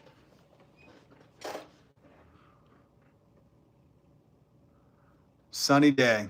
Being the aggressor never works out. 100%. Thank you for that comment, Sunny Day. That's kind of one of my mottos. I don't believe there is good and bad in the world as much as this full 1940s German regime. The tyrants in charge have exposed themselves, not like Epstein files, but exposed themselves to be as oppressors. They're tyrants, you know. So I don't think there's good and bad in the world. It's just the oppressors and the oppressed. And the sad thing is there's a lot of oppressed people who identify more with the oppressors. You could even simplify it probably, and I'm not psychologically trained to fucking get into this, but I would even say there are some abusive relationships where, you know, there's probably women and men that are like, no, I can't leave because, you know, without me and X, Y, Z, and they, you know, try to whittle it away to being partly their fault or whatever the excuses are. Again, we would have to have a psychologist on. But this is really one of those cases where it's just the oppressors. I mean, they came out and said it. You know, they said it's might makes right, law of the jungle. And I'm pretty sure if you go to work every day, you ain't got the might. But that's what we're doing here. In fact, if you feel disassociated because of all that's happening in the world, don't worry. I'm here every single weekday. You can hit subscribe. You can join the Vanguard. And we're trying to wake people up because there is one scientific fact that I'm pretty sure these flat earthers are not going to challenge. Okay? Fuck you, Joe Rogan, and all the flat earthers, especially the ones who said from all the flat earthers around the globe. Like, you don't even hear yourself when you speak. But they can't challenge the fact that you can't unhear something. So as much as MAGA wants to come in here and, you know, try to, I don't know what they're saying, but, you know, they're rambling. They're dementia dawning out. They can't unhear what I'm saying. So, and as long as these MAGA trolls don't look like this, because this is the majority of it, you know what I mean? This is what we're fighting against, folks. Some guy in fucking Eastern fucking Russia who's working for Putin has his fucking garage set up like this. You know, with all the fans cooling everything down. They're all watching a fucking live stream, commenting bullshit that's been, you know, troglodyted in. And fucking Peter Palantir and Alex Karp are like, yes, my son, keep on going.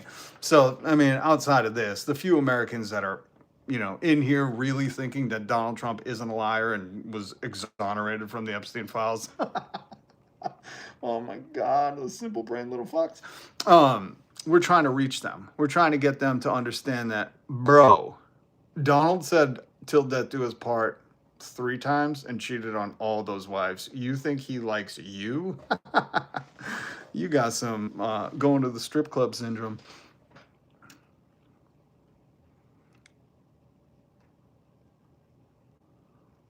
Gibraltar skies. Are you from Gibraltar? What did I stumble onto here? War shaded.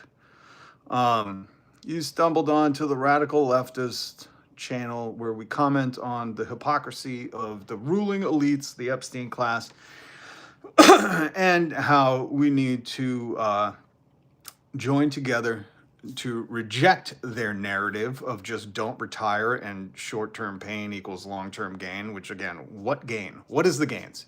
If you're telling me after this war we're all getting free healthcare, I'm like, well, you know what? But even the liars know that they can't lie like that. And that's kind of the shocking part. You know, for people with no backbone, no character, no morality, no ethics in the Epstein files, you would figure they would like come up with a better thing than like, you know, we just destroyed everything. We won. You know, they should say like short-term pain for long-term gain, because after this, gas is going to be on the house for 3 months. You know, they should just start saying shit like that, because who's going to hold them to account? MAGA's not. Here's the thing you can count on. MAGA's not going to hold them accountable. MAGA's just going to turn with the fucking wind. When they fart and say, oh, the wind's blowing, MAGA's going to go, yup, you're right. I knew it was never going to be true. Just like the Doge dividends checks, just like the fraud Doge uncovered, right? And no charges of fraud that Doge did, except for Elon Musk and his fraud in the election in Georgia. Just like the tariff rebate checks, you know, all that stuff that was promised and gone. Just like the releasing of the Epstein files that still isn't happening. They're illegally withholding over half of them. I wonder why. You know, for an exonerated guy, you think Donald Trump would be like, release them all, release the hounds. But again, they're not going to be held to account. So why doesn't Scott Bessent get on the TV and just start saying like, hey man, you know, well, after he's done quoting the fucking Third Reich, he should just start saying, we're the Fourth Reich, man. You know, he should just start saying that. MAGA is not going to abandon them. And this is the other thing that I think a lot of Americans, because I hear it in the fucking media or with other people, they're like, this could be the straw that broke MAGA's back. It's like, no, you idiots. No, MAGA is not abandoning their identity. That's what MAGA found in MAGA. They were hopeless chuds that couldn't get a girl to touch them. They all got small d energy. And these are just perpetual losers. So they found a big loser, the mother queen of all the losers. This is like the Alien movies, I'm guessing. I haven't really seen them. Sorry, that's what happens when you don't fund TSA.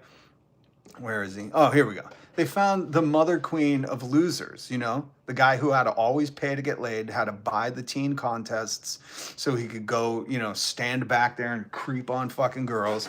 They found a guy that they were like, yeah, if I had that kind of money, I'd be him. They're not abandoning their identity. I'm sorry, guys. If you guys are waiting for like MAGA to wake up, they're not going to. I just like fucking with them because you know what? You can say some shit and point out the hypocrisy and they can't. You watch. When I point out the hypocrisy, that's immediately when they start, oh, look at this beanie guy. Oh, why don't you brush your teeth? Oh, you're at your mom's house. Like, they can't attack what I'm saying, so they attack me. And I'm fine with that because I'm fucking impenetrable, bitches.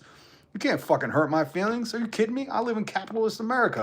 I gotta work till I die. What are you talking about? Oh, your words are gonna offend me? Let me show you how the fucking real fucking fascist tear drinkers do it, man. You can't hurt my feelings. I don't give a shit what the fuck you say, man. They're words. They ain't gonna hurt me. You understand? I've been doing this for too long. Like somebody said, oh, he's been doing it for 13 years. And da-da-da-da-da. Come on, stupid. Don't make me fucking Eminem Machine Gun Kelly diss you. I've been doing this live for 2 years. I've had the channel since the early fucking 2000s, and I did nothing with it. And god damn it, do I regret that. But you know what?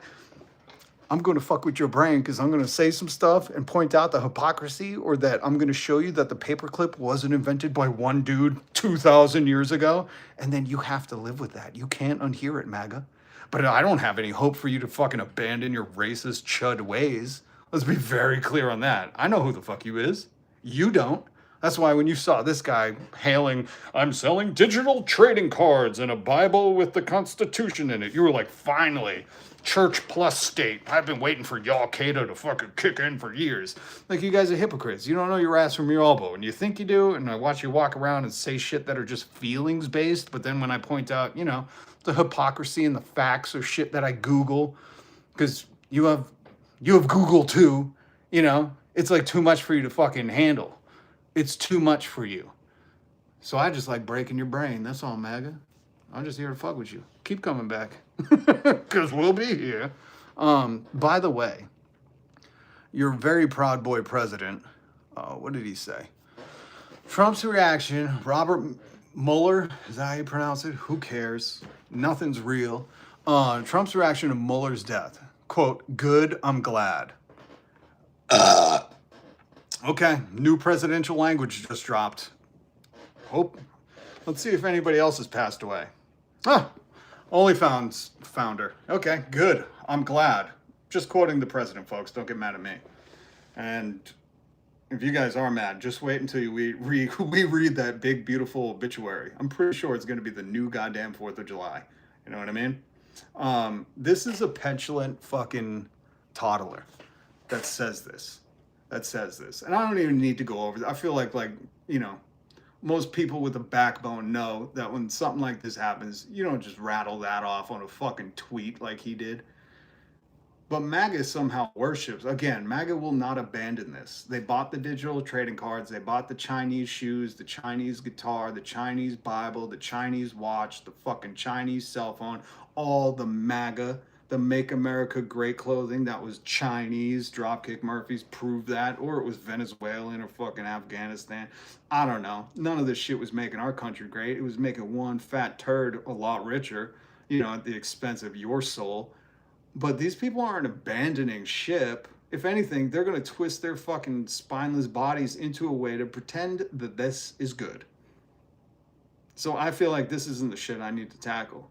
But what I will do as a satirist, now MAGA, listen closely. I know you don't know what that means. I'm well aware. You guys got mad at Jimmy Kimmel. You know what I mean? And nobody gets mad at him. Even when he's, you know, not on fire with the jokes. But because I am a satirist, and I do like to imbibe in, you know, the current political commentary, I do think we take that and we own it, you know? We take that phrase back, as some have said before. And now when people die, we just say, good, I'm glad. And then when they go, oh, you heartless scum, you go, I'm just using presidential language, that's all. Just like when MAGA comes in here and they start mouthing off. You know, they're all mouthing off. They're all real mouthy bitches, you know. I've dealt with less fucking traumatic dogs than these people. And MAGA comes in here and they start mouthing off and I got to tell them, quiet, piggy. You know what I'm saying? Oh, shoot. Hold on. My comments were paused. Sorry, I had a phone call. Hey, no worries, man. Hey, listen, I'm not taking attendance, so Tennessee blacksmither. You take as many calls as you want. I love that, though. So, goddamn, Tennessee, I love you. He's like, I'm sorry, buddy, I had to take a call, but I'm back now. Oh, what's up, Duffy? We need a libertarian faction, a socialist party, not private donors, super PAC bullshit. We don't need a libertarian anything. The whole goddamn government's libertarian. Do you understand what a libertarian is? They want small government and big corporations, unregulated. That is the government right now. They fired all the government employees, and the corporations are running shit from inside the house. We don't need libertarians, unless you want your water, fucking food. Well, actually, it is all poison, so never mind. We just have a libertarian government. They believe in small government. The only part of government they believe in is having the Epstein Army, which is ICE, regulating women's bodies and telling people you can't have the operations to make you trans that you couldn't probably afford anyways because we took all your health care. Like, it makes no sense. It's a bunch of hypocritical bullshit, but it's all there just to be an oppressive force. That's the only small government libertarians believe in, so I just can't stand when people think libertarianism is a thing. I'm like, that's the Democrats and the Republicans. They have the fucking libertarian donors. If you think you're fucking going to work every day and you're a libertarian, why don't you just go drink some toxic sludge out of fucking Tesla's lithium battery factory and then tell me what a libertarian you are, because you're not. I'm sorry. The libertarians are like Elon Musk and the fucking tech oligarchs. They're the ones who are like, we just want to build AI plants in your backyard and not have to fucking worry about poisoning the water supply because we live nowhere near this. That's a libertarian, okay? We need to stop throwing around these terms unless people start understanding what they're saying. And if you're fucking advocating for that, okay. I don't understand why you don't want the weekend, why you don't want fucking 8-hour work days without overtime. This is libertarian things. They want to get rid of OSHA. You know, the thing that keeps you safe at work. But Duffy, I love you, man. But don't use the L word around here. Or I'll just say this. I won't even say it. I'll let him say this. Don't be rude. Don't be rude.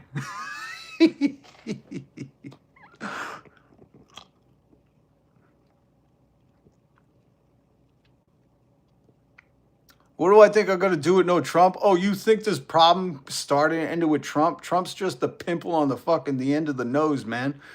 This is the funniest part about these red and blue fucking dummies. You support Trump because of me?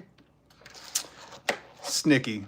Let's be honest. You support Trump because he cheated on his wives with children. Okay? We know why. You could pretend like it's because of me, but we know what it is. We know what it is. You were one of the MAGA that read the Epstein files and fucking cheered him on. You were one of the MAGAs that read the Epstein files and said, delicious. What is this, the new 50 Shades of Orange? We know, man. We know. Don't try to play. You don't have to fucking try to credit me with why you support a fucking hate monger. Really. I don't deserve that. You know? You owe yourself better. You should say, I'm one of them fucking, P. Diddy supporting Donald Trump fucking loving, panty sniffing, tyrannical fucking oppressive fucking regime boots. I'm his boots on the ground, like Tim Pool said. He said, they think I'm licking the boot. They don't know I am the boot. Okay, Tim. Go to Iran.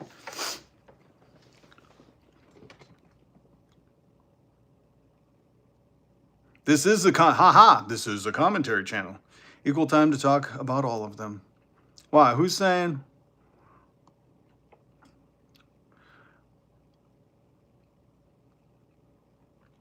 We'll be here discussing politics. We will. Oh, Stephenson, that's okay. You deleted that, but hold on, I can see it. An angry little boy. The funny thing is about Lizzie Beth is clearly a man. Let's just get that right out of the way. He left me a very funny comment that said, is this Rob the knob that slobs the job or something? Like, it was like a very eloquent haiku if you're fucking 13. But the funny thing about Lizzie Beth is this is clearly this guy probably named Todd, his troll account. Because no lady that I've ever fucking experienced in my life says that little limerick that he dropped.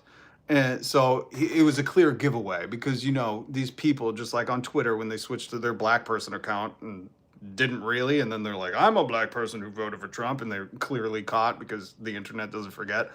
Lizzie Beth doesn't know to like kind of change your mannerisms when you're pretending to be a lady.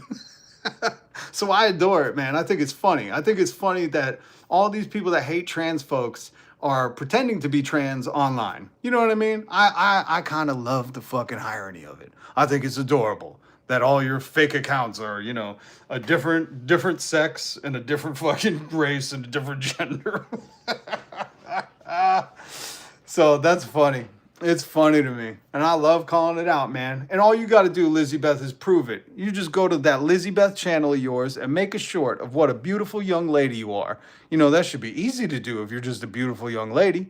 I know you don't have any avatar in your thing, but you could just prove me wrong, Lizzie Beth.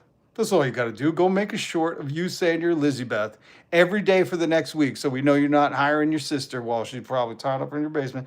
You know what I mean? It's a very easy thing to dispel. That's all you got to do, Lizzie Beth. Until then, you talk like a guy, so you should just try to alter that if you're going to pretend to be a lady, which again is so funny from MAGA. So fucking hilarious. Everybody gets the irony of that, right? It's all pretend. It is. Here, I got a live shot of Lizzie Beth's fucking house right now. Hold on. Let's go live to Lizzie Beth. Oh, there she is. There she is. Which one's you? Which one's you? I don't know. You're a nickel for 100. I don't know. By the way, live look into the fucking airports right now. Holy shit. And here's the guy that they voted for in a women's locker room to get men out of women's locker rooms. Again, sometimes this world is too good when you're an irony lover. Sometimes if you love delicious irony, man, this world just treats us too good. We're spoiled. This is the guy. And for all the people that are like, they're 18. Okay. There he is. A proud John. This should have been the campaign ad. Hey, are you sick of guys like me in these women's locker rooms always peeping on your daughters? You should vote for me and I'll make sure I'm not in here anymore. That would have been a great campaign, dude. I would have been like, yo, that's fire, sir. Let's get you right. You know what? We open on a little peephole and it's your eye and we span back and you're at the Miss Teen pageant that you own so nobody can say anything and that's why you're in there. And then you pitch it to MAGA. Hey, you sick of all the men in the women's locker rooms? Don't worry. As somebody who has religiously been in them women's locker rooms because I bought the pageant, I'm your guy to get them out.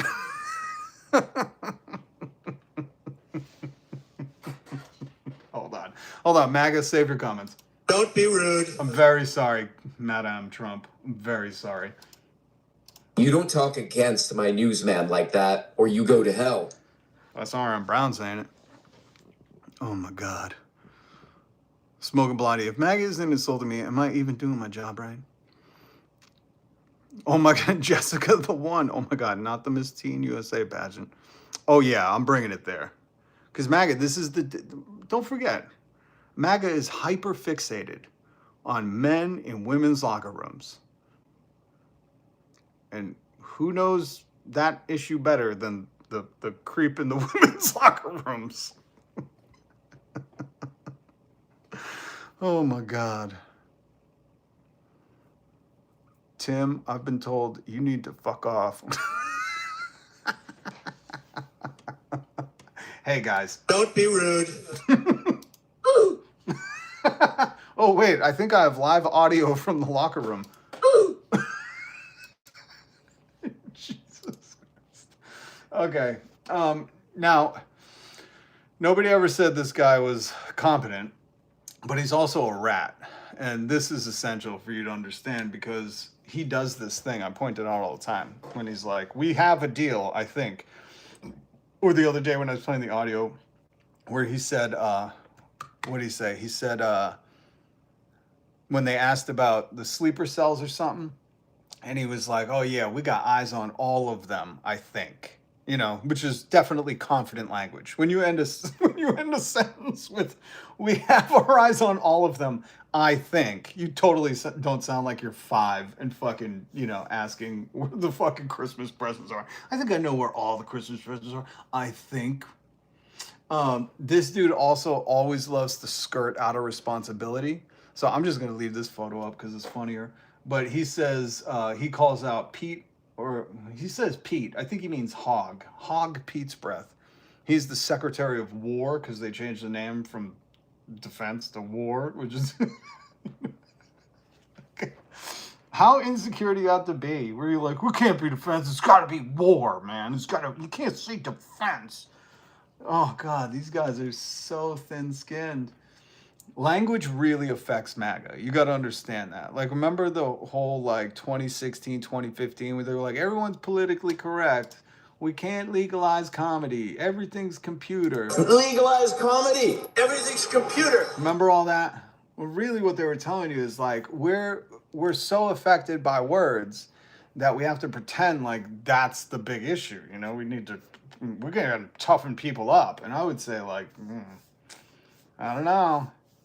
Because this dude really is affected by words and accountability. So here he is saying, Pete, I think you're the one who said do the war. I don't know if at the end he said let the record show, but he just should have. He should have started with let the record show. Pete, I believe it was Pete who said do the war thing. Because this is trying to skirt accountability. This is him saying like, hey guys, I know I'm just the president, but man, I'm not calling the shots on this one. This is fucking hilarious. And then unfortunately I called Pete, I called General Kane, I called a lot of our great people. We have great people, and I said, let's talk. We got a problem in the Middle East. We have a country known as Iran that for 47 years... known as Iran. Like he's about to be like, known as Iran, also known by its government name. Big oil field place. Juicy oil land. Like, what the fuck do you mean known as Iran? Known as Iran, and also known as Yum Oil Mama. What the fuck are you talking about, dude? He's so stupid. God, Christy Noam. Old Yeller, man. There's been just a purveyor of terror, and they're very close to having a nuclear weapon. We can keep going and get that 50,000 up to 55 and 60 is no end. Or we can take a stop and make a little journey into the Middle East and eliminate a big problem. And Pete, I think you were the first one to speak up, and you said, let's do it. Oh shit, he just threw him under the bus. Yo, I just heard the bus run over Pete. Oh my God. Again, the only thing that would have made that clip funnier is if Donald Trump was like, and let the record show, I think it was Pete who first said, let's do the war thing. Yo, this has got to be the most awful guy to fucking work with or be around. Not only for the smell, but like anytime he thinks the water's getting a little too hot, he's like, I don't know, I'm pretty sure I called Pete. It was you, Pete. And Pete's just like, remember when I played the audio for you last week when he was like, this Republican guy was about to die. And Mike Johnson was sitting next to him. He's like, oh, sir, nobody knows. We were privy. This is classified. And Donald's like, why don't you just tell the story, Mike? And Mike's like, all right, well, there's a guy who got a pretty bad diagnosis. And Donald's like, give me the mic. He's like, bitch is going to die by June. And Mike's like, that was private. His family doesn't know. I'm like, yo, this is the fucking coldest dude. This is why it's funny to me that MAGA worships him. Because MAGA, if you got in his orbit, he would be like, oh, this guy said this to me, and thinks his girlfriend, thinks the secretary at work is hot and says, you're an ugly old talky broad to his wife. Like, he would dunk on you so quick. You just haven't been close enough, you know? You want to get to that panty sniffing orbit, but you can't get there. But here's some more life advice. Just pay attention to how these people treat the closest ones to them. Right now, he's full on board throwing Pete under the bus for war. Which, I don't know, if you're... Here's some more life advice, kids. If we ever do presidents again in America, which I don't think most people are going to want to do, after this one, I just think we're kind of like, you know what? Let's just govern ourselves. I don't think we do a president anymore. But my Christ, this is not how you president. Let me just... I don't know who needs to hear that. But not only not how you president, but this isn't how you lead. You're not a good leader if you're like, oh, it failed. Oh, this is a major clusterfuck. I'm pretty sure it was that guy. I know I'm in charge of everything, but I know I do declarations of presidential memos every day, which I love to take credit for, unless they go horribly wrong. This fucking dude is not a leader. Because you just go, man, this was my thing, man. I'm the president. I fucking did it. I did it without Congress. So what he's saying now is Pete did it without the declaration of war from Congress? Oh, great. You see what I mean? This is all made up. They're just doing what they want. But the funniest part is Donald Trump just threw Pete under the bus. 60 is no end. Or we can take a stop and make a little journey into the Middle East and eliminate a big problem. And Pete, I think you were the first one to speak up. And you said, let's do it.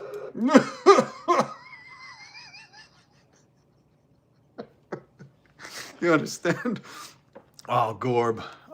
For all Gorb and Gorb blessings to you, Frankie Berry. Gorb, in a very Gorb with you.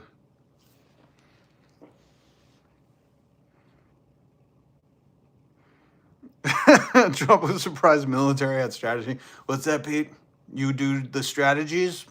I thought you were just the secretary. You should change that title. You should be strategy of war. These people are so funny. Excursion versus incursion. Trump, I didn't pick that up. See, sometimes when you're focusing on the big picture of him throwing Pete under the bus, you don't realize that he's just a full-on moron with a microphone. I mean, this guy has only done reality TV show in his life, you know, nothing else. I mean, MAGA, if you don't believe me, go to his Wikipedia page. I was reading it the other night. It's so funny because even in this Wikipedia page, they're like, he just took his dad's business. Hold on. Let me go to what I was reading. It was like, 4 hours ago, it was updated. Hold on. Let me go to the early life. Here we go. Business career. Starting in 68, Trump was employed at Trump Management, his father's real estate company, which managed the middle-class apartment complexes Fred had in Queens. No, where's the real stuff? That year, his father made himself chairman and Trump president. Trump began using the Trump Organization as an umbrella for the corporate names of his father's businesses. Oh, MAGA, this is editable. You know what I mean? Like anybody can, I don't know how Wikipedia works anymore. They got, I think they got, what's his name? They got that fucking dude. Who's the Wikipedia guy? Wikipedia guy. My brain is blanking. Not Steve Pruitt. What's the dude that they put? The WikiLeaks. Sorry. That's what I was thinking of. WikiLeaks guy. They got Julian Assange, man, and now WikiLeaks is compromised. But I'm pretty sure anyone can do anything on Wikipedia. It's like still the Wild West. But even on Wikipedia, the funniest part of this shit is they were like, Donald Trump was employed by his daddy, and then his daddy said, you can be president of my business. And people are like, he's a very shrewd businessman. It's like, nah, man, it's on his Wikipedia. His daddy was like, you could be the president, son. You can do it. And then if you just look into his businesses, it's like, as soon as Donald Trump took over, the shit collapsed and went into debt. He filed for bankruptcy 6,000 times until he became a crypto president. MAGA, your whole life is a lie. How does that feel, man? How does that feel? Julian Assange was a graper to write. Trump's dad bought millions in chips. That's right, Smoking Blondie. We covered that. Trump's dad, when Donald Trump was failing the casino in Atlantic City, the Trump Taj Mahal, this dude has not had one original idea in his life. He's like Mr. Beast. His dad would send a dude in with a blank check, right? And the guy would go in and get chips and carry out duffel bags of chips and just leave the money. So he was taking the money and chips out of the building and leaving money to give an illegal loan into the building. And this is all very accessible on the World Wide Web if you're unsure of it, because I covered it here, and they were found guilty of illegal loans in the fucking casino. How do you do that in a casino? Did you not know how to run a casino? Jesus Christ, I'm pretty sure I could do it. And I know nothing about casinos. Oh, this guy looks like such a fucking tool. I can't believe people voted for him for president. They were like, that's an alpha boy right there. In 95, Trump defaulted on over $3 billion of bank loans. Yo, that's what we should do. We should just read his Wikipedia and laugh at it. Because this is the guy they were like, he's going to fix the economy. You know, the man who defaulted on $3 billion in bank loans. He's the one to bring egg prices around for me. The only thing he was good at is making these farmers default on their fucking loans. Holy shit. Hold on. Hold on. Spied Man says, I love the Epstein Files. I read it for fun at night. Weird comment, buddy. Weird. Hold on. Mm-hmm. Smoking Blondie, great point. Imagine being scared of drag queens, but not a kid-filled government. That's a great point. How could you be scared of drag queens? I mean, RuPaul, I think she is very tall. I love RuPaul, though. I won't watch her show, but I think as a character, oh my God, how brilliant. You know what I mean? Trump the kid seller.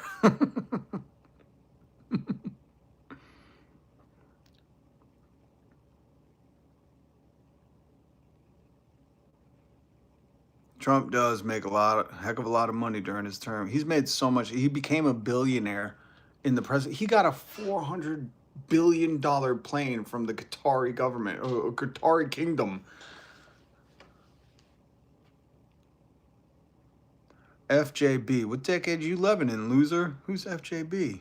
Oh, I got timed out. I can't see the comment, but I would like to. Oh, I seen that comment. Good job, Edward. Thank you. Drew's Gems. Why did I get blocked for asking what you would do if we got hit with a nuclear weapon? Oh, Drew, I would block it. What do you expect? A Trump answer? It wasn't going to happen, man. You're talking about your hypothetical that Donald Trump just drummed up fucking 2 weeks ago? Yeah, that's what I would do. I would block it. Like, this is ridiculous. Like, come on, Drew. God damn, I can't take people seriously when they say shit like that. You understand there was no threat. And the fact that you're trying to pontificate some bullshit like, well, what would you do? Oh, I would fucking bicycle out of the way and then be like, God damn, Trump was right. Like, do you hear yourself? Do you answer these on your own? Like, I would just want you to think it out properly. Because you're in the Ben Shapiro school, Ben Shapipi school of fucking no thought, where you just says shit and just hopes other idiots, other lemmings are like, oh, that sounds very smart. You know, it's like, come on, man. Come on, man. If that was, here's the thing. If you know old folks, they'll tell you about the Cold War. They'll tell you about the Cuban Missile Crisis. They'll tell you about living under threat of that. And it doesn't fucking drum up in 1 week. You know what I mean? It's not like, oh my God, tomorrow it's happening. That's not how this shit works. You could just look to history for this stuff. Like, you don't have to be a moron. Oh my God. Somebody says, I am for Trump only because of the Epstein files. I don't care about the economy. For debate, Steph. Steph, oh, gross. I wouldn't say that in public, but okay. Views equals news. Benjamin's Bach. Benjamin. I know who you're referencing. Views equals news, folks. Watch me cook on this one. We have another RM Brownhead in the comments. I love it. I'm an RM Brownhead. In fact, I was watching RM Brown before I went live. I was a little late because I catch up with Joe Rogan through RM Brown. In fact, let me play a little Joey Roey for you because he's a good time alpha boy, I think. Is that what we're calling him? A good time alpha boy. And RM Brown, great philosopher here on YouTube. You should watch him. I think maybe he's a satirist. I don't want to put him in a box, but I love you, RM. If you're watching, please hit subscribe and the notification bell because you are a god among lesser gods, demigods. You are. And I catch up with all my Joe Rogan through RM Brown, same with Tim Pool and the Patrick Bet-David Stone show. Mostly because I can't tolerate these idiots because they're so stupid. But RM Brown made a great point in his video today. You should go watch it. Please go watch it because he makes such a great point. He's like, so Joe Rogan's still having on these far right twatsies, now Canadian politicians, and he's also complaining about like how Donald Trump isn't doing anything that he voted for. And it's like, at that point, shouldn't you just check the fuck out of doing political talk? Shouldn't you go back to having, like, you know, the Colonel, like the female Colonel Sanders on, you know, and just, like, talk about, like, is the moon cheese? Like, shouldn't Joe Rogan go back to, like, I'm going to talk about elk balls and alpha brains and cold baths, and I'm going to have, like, you know, Ted Kaczynski's third fucking niece on, and we're going to talk about the conspiracy theories behind that.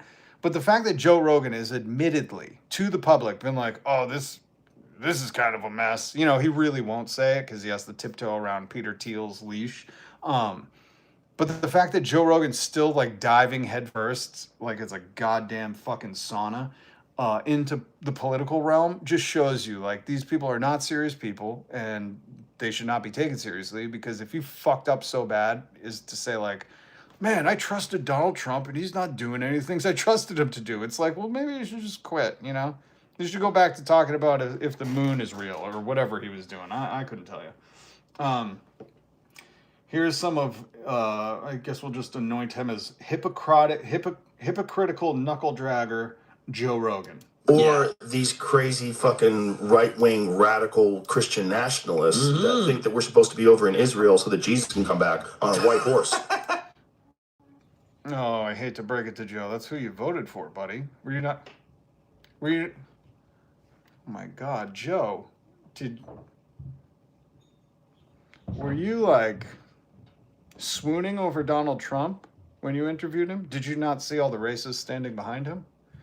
Were you so caught up in the glamour of this that you didn't understand that he was backed by a bunch of racists? Or that when they said, can you denounce the Proud Boys? And he said, stand back and stand by, which is not a denouncement, of more of, wait, guys, I'm going to create the ICE force and funnel billions of dollars into it, and we'll hire you all. We'll pardon all the J6ers, and we'll hire you to be my personal Epstein army. So, Joe, you didn't.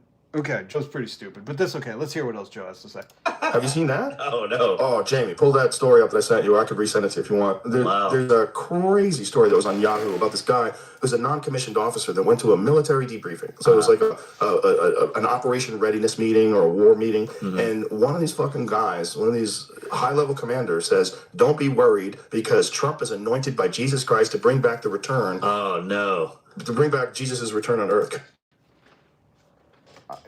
I hate to cut Joe Rogan off.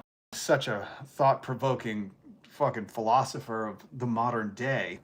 He might have had too much elk meat today, but did he miss, like, when they've been saying that the whole time? They've been saying this the whole time, that Donald Trump's anointed by God. And remember I did that funny meme where I was like, was he, well, actually, this was my idea. Somebody else did a meme where they said, Donald Trump was sent by God. And one of the Marx brothers said, why, did God run out of locusts? He didn't say God, but he said, did he run out of locusts? Which is a funny joke. But when I was arguing with somebody in the comments, which I don't technically do, but sometimes it's just good enough to point out the hypocrisy of these people. And somebody says, oh, he was anointed by God. I go, I think you're right.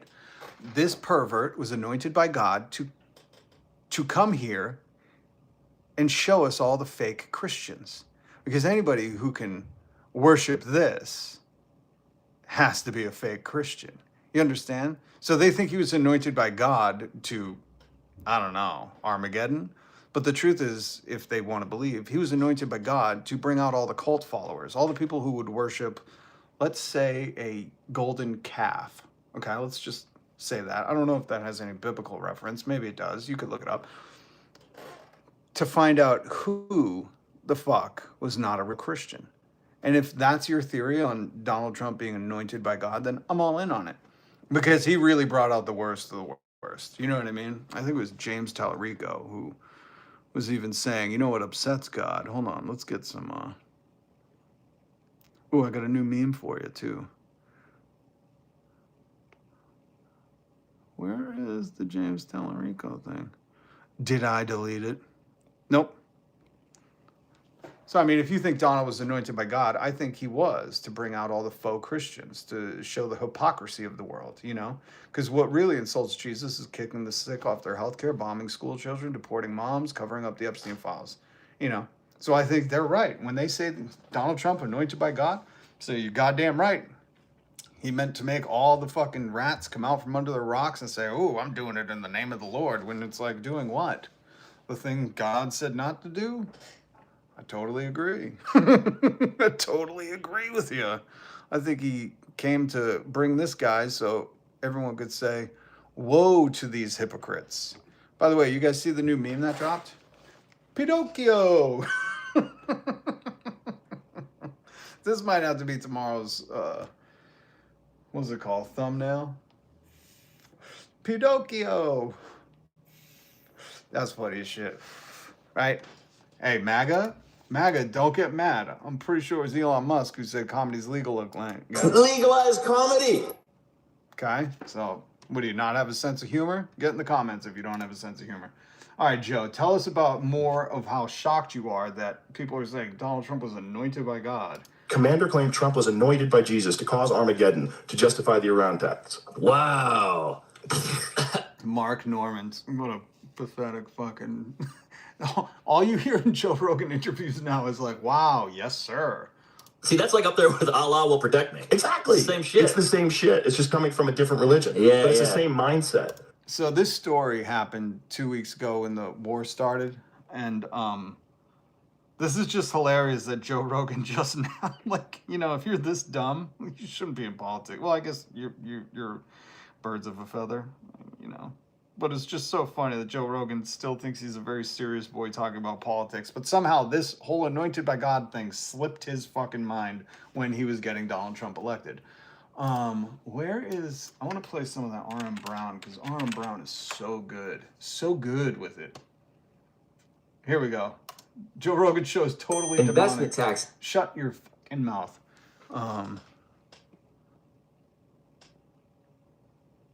Tallarico's a good dude, man. We all lose with Trump. That's right. Only people that want to destroy America win when Trump is in charge. Yeah. We are the far, far, far left. Well, there is no left in America. There's the Republicans and the diet Republicans, or conservative light. Those are the Democrats.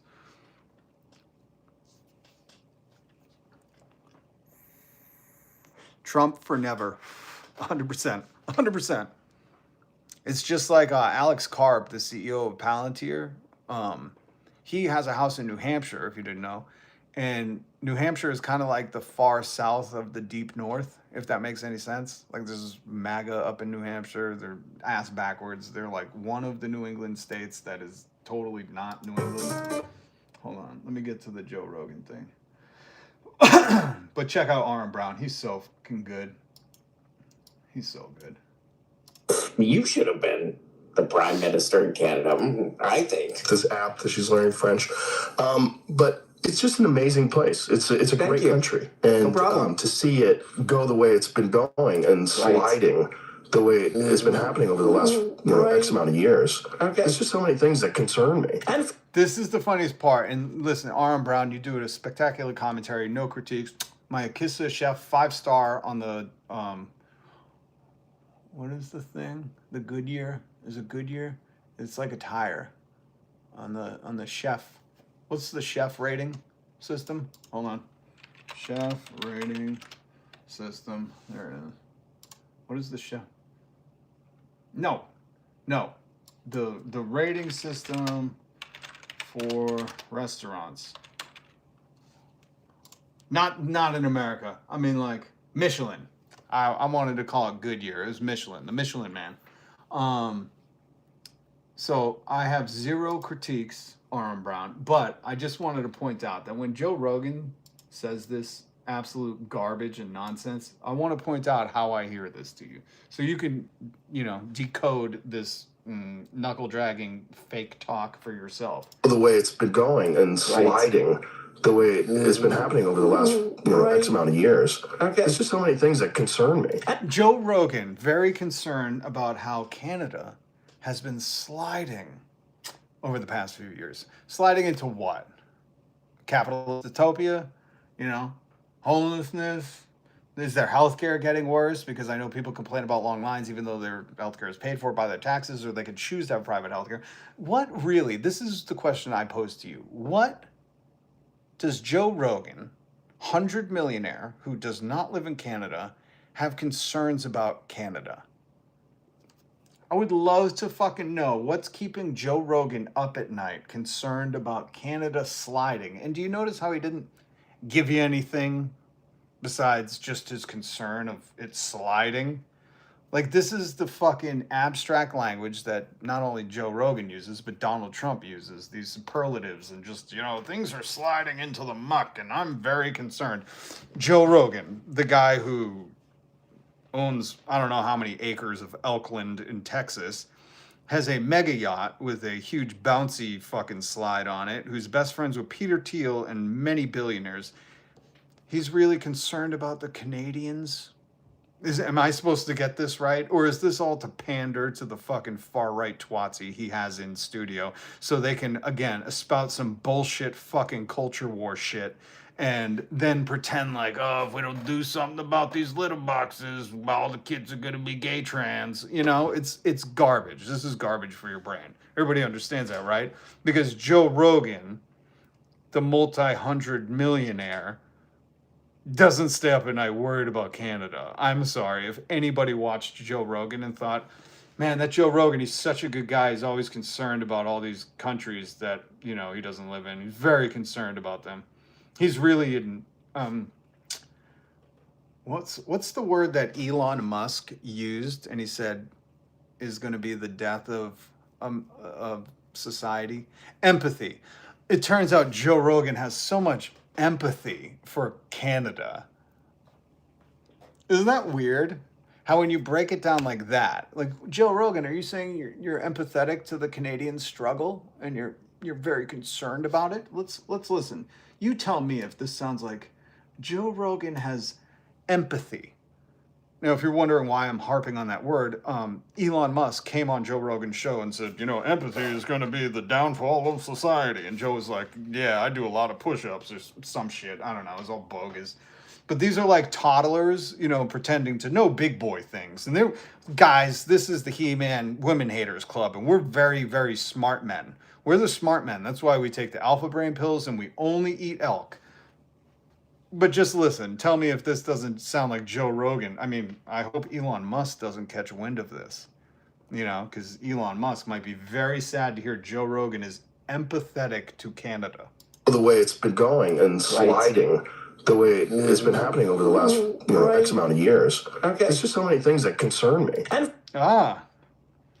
If you were worried about someone because they were sliding and it was concerning to you, wouldn't you call that empathy? Pretty sure, I'm not going to look it up, but I'm pretty sure that's empathetic to the Canadian struggle. Joe, how far you have come left, my friend. How far left you've fallen to have empathy again. Oh my God. Don't worry, he's not a leftist. He's not. He has a far-right twatzy on from Canada because, I don't know, Jordan Peterson ran out of suit money. I don't know. They just like harvest these fucking people out of the pickle patches and bring them on Joe Rogan's show to talk about the litter box wars or some bullshit. But let's listen to a little of RM Brown now because I gave you my dissertation on Joe Rogan. Now let's hear from RM. For Canada, too. One of the things that really concerns me is this. Okay, so great, man. That's Joe. And he knows of how to fix all the political stuff in the United States. And for Canada, too. Thank you. The guy that he's interviewing is just terrible. Like, he's just a scammer. He's like one of these guys who's just like, you know, just super anti-normal people. You know, right-wing, anti-working people kind of deal. But he's like, but I'm an outsider. Somehow. So it's just all the same crap. But it is funny that Joe's like, look, I fixed everything here. As you can see, hello, I'm Joe. 5-star Michelin rating for RM Brown's cooking. He is the chef on his cooking at his YouTube restaurant. Because that comment kind of says it all about Slow Rogan. Polio Rogan, if you know him from his anti-vax days. That's hilarious. Like the fact that Joe Rogan would even dare stick his nose in the fucking panty patch of politics after as much as you could with being a bootlicker, be like, oh man, this isn't what we voted for. I got duped, you know? And now here he is with another right-wing Jordan Peterson clone fucking being like, you know what? I got a lot of empathy for those Canadians. What would you like to spout on about? Sardyon, 1 month as a comrade. Welcome, Red Star Comrade. Appreciate you members. Appreciate you guys. Steffelson, Sorion, smoknblondie. I'm supported by you, by viewers like you. Cue it up. Cue it up. This channel is supported by viewers like you. Damn it, that's not the PBS thing. That's okay. Let PBS have their thing. So yeah, check out RM Brown because Joe Rogan is just a AI slop at this point. I hate to say it, but he kind of is, you know. You're like, I don't know if that's the real Joe. Do you guys remember when they were using Joe Rogan's fake voice to sell like army flashlights or something? And you're like, I don't know, that's a Joe. This is how I feel. Because, you know, Joe used to not be such a hardo with empathy. You know, he used to just not be so fake. I don't know how to put it. He's just a fake boy now. He's a proud fake boy. I fixed everything political-wise here. I handled that like a adult baby. RM Brown is the king of YouTube clips, by the way.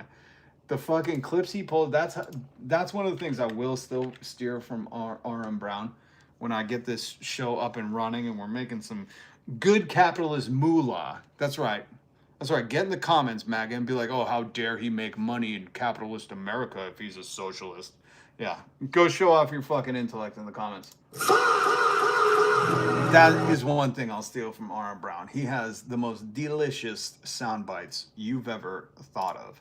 I do have some delicious ones, but they're not as delicious as his. I'll play you one. This is Joe Rogan when he was reading the Epstein files. Yeah, we're all trying to find the guy who did this and give him a spanking. What is the charge? Epstein files? Eating a delicious jerky?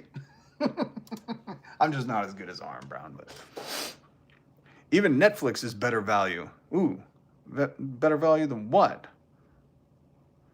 Bad Larry. We can talk about how to come out of lawlessness. That's probably the most important issue because all lawless countries fail. We are a lawless country right now. Just so everybody knows. I know Americans have been propagandized to think that the structure will hold, but it's proven to not. It's proven to not. And if you don't believe me, there's a felon in the White House. And if you've read the Epstein files, they're not even investigating the other allegations against him. So the system failed. I mean, unless you believe in a two-tiered structure system of injustice where, you know, poor people who can't fight the system just get locked up for prison labor, which is just basically new slave labor. And then the elites that are worshipped by some of these class traders, they just get to do whatever the fuck they want. In that case, then no, the system is working just fine. Anyways, how much more RM Brown can we do? Let's listen to a little more Joey. Sorry, I'm sorry. I clip Joe Rogan from RM Brown. So this is just what you're going to get, okay? They just recently decided to make it Schedule 3. Is it state by state? Yes. Okay. It's legal in a lot of states, but it's still not legal federally. It's goofy. If alcohol's legal, marijuana's for safer. It should be legal. It's ridiculous. It's also a personal freedom thing. Stop joking up, Joe. It's like no one's robbing banks smoking weed. Joe. Why doesn't your guy who texts you, what's his name? Pinocchio. Why doesn't he legalize it, man? Oh, because he doesn't give a shit about you. Don't worry, Joe. Donald Trump just criminalized hemp in your state again. So why don't you go on talking more politics, buddy? Fucking killing neighbors. It's crazy. They did. Yes, they did. Personal choice. It's not. It's the bottom line is that if you cannot trust a man to govern himself, how can you trust him to govern for others? If that is just the one clip that we're going to take from this, I would say, how do you trust a man who lies about a paperclip or poops his pants? How do you trust him to govern others? That's an interesting point by this twatsie who shall be unnamed forever, like the fucking Harry Potter thing. Sorry, I don't know much about Harry Potter. I know that there's Hufflegogs, there's Slimerins, and there's Ravenshoe, and there's Badgerton. That's about as far as I got with Harry Potter. I'm pretty sure those are all the classes that you take there. But it's interesting that this far-right twatsie says, you know, if you can't trust a man to govern himself, how can you trust him to govern others? Which I would think that they're talking about Donald Trump because he can't govern himself. He can't even shut the fuck up. He can't not lie about the paperclip thing that we discussed earlier. So how are we going to trust him? It's kind of one of my mottos. I can't believe he's, you know, grifting this to fucking steer it in a totally perverse direction. But I say that with like people who can't tell the truth about, you know, how the paperclip was invented. If you don't know, just don't say it. Don't claim you know the great story of paperclips. Or just look it up beforehand and be like, hey, did you know paperclips? Da da da. You know, like be one of those people. Like you just looked it up, so now you're going to tell everyone at work. But if you can't trust somebody with that little kind of truth, why would you trust them with the big one? It's interesting. That's not your business. If you think that. Okay, so this is just a little fun one, but it shows that, like, Joe doesn't even know what the hell he's doing anymore. This is from a website called Stratcan. Stratcan. Oh, can, like cannabis. Okay. Oh, toking up is for America and for Canada, too. Well, let's read this thing about this. Well, they wrote an article about Joe. in his episode.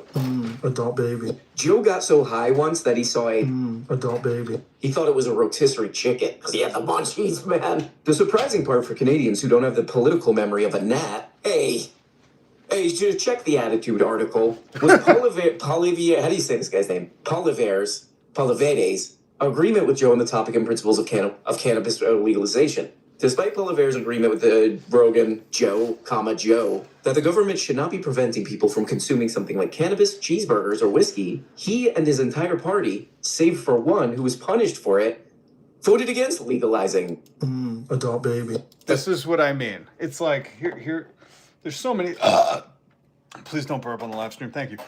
There's so many layers to this scum and villainy that I just created that. Copyright patent pending. The scum and villainy of this podcast that, you know, it's almost a disservice that Joe doesn't do this simple research like R.M. Brown did. R.M. Brown is not as big as Joe Rogan. And you figure Joe Rogan has like producers and editors and all this stuff that anybody at any point could be like, hey, you know the guy that you're about to talk about cannabis with? He was against it in Canada. But the fact that they position themselves as these heroes of free men that can't govern themselves, so how would you govern? The only thing we have to fear is people who can't govern themselves governing others. It's a bunch of horse shit, you know what I mean? It's, hi Cat, what is it? You're back? You want to press some buttons or something? You just want attention? You say, I've been doing this long enough? All right, say hi to the people. All right. Here, get on my shoulder. Okay, there you go. I've gone without my meds for my dog. See, this is what I mean. Like, what is the fucking point, people, if, you know, to worship this dude. I'm not even going to play the audio of that. Oh, by the way, I want to read this for you. But to worship that dude, well, we all have to suffer. You know, you don't get to say, make America great again. MAGA should stand for make America gay again. You know, happy, joy-filled, coming out of the closet, embracing yourself. Because you're not making this country great in any way. I would say MAGA is more make America gay again in the coming out of the closet sense, because all these white nationalists are coming right out of the closet to oppress you. But seriously, when you think about, like, what would make a country great? People not worrying about prescriptions, not worrying about housing, not worrying about food, and that's all these people are doing. They could pretend all they want in the comments that everything's perfect, you know, but just make a YouTube short, go to the grocery store and show us how little you paid for food and how it's not a worry while you're on your 4th vacation. You know, it's all bullshit, man. I showed you the live look at the trolls. There they are. There's the phone bank. What does Che have to say? If you remain silent when you see injustice, you remain on the side of the oppressor. Ernesto Che Guevara. Oh, I got to play some Cuba stuff for you. But, you know, that really chaps my hide when I hear about people. Because remember what Jesus taught us. Everyone's your neighbor. So you should really care, especially within your country, within your imaginary borders, that everyone, irregardless of political party, age, sex, all the other things that go, gender, race, sexual orientation, like none of that shit should matter if you want to make your country great. You should be like, the great things are not those personal choices, those personal freedoms that you make, but the great things are making sure these corporations aren't exploiting us. You know, we're not run by PDF files, you know. Apple snails. What the fuck is an apple snail? We are Antifa forever.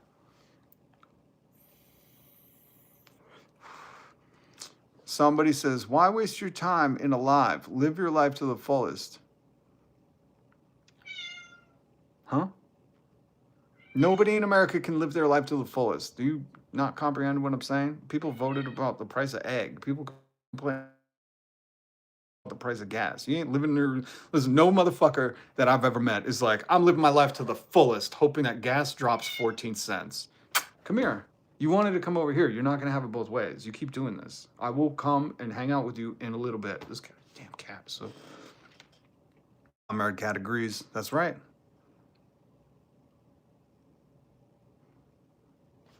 You know what, Frankenberry? I wouldn't even engage with these people when they're like, "Oh, groceries are so cheap." Like they're not. You know what I mean? This isn't.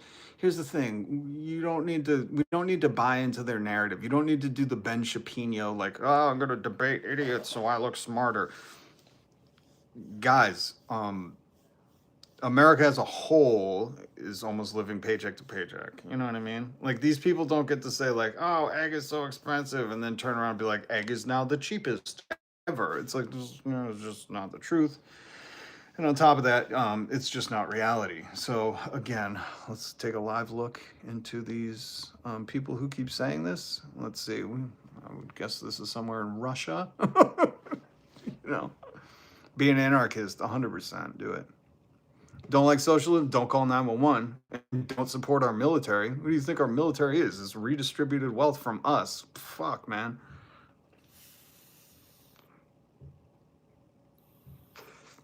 If I could afford meat for 3 steaks, it's $90. Oh yeah, if you've even seen the fucking meat prices, get the fuck out of here, man. Don't try to tell me shit's cheap right now. Get the fuck out of here. Come on, man. These people are such fucking hardos for Donald Trump. It's so sad. You know, it is absolutely fucking so sad. So sad. These people. I hear you, you goddamn cat.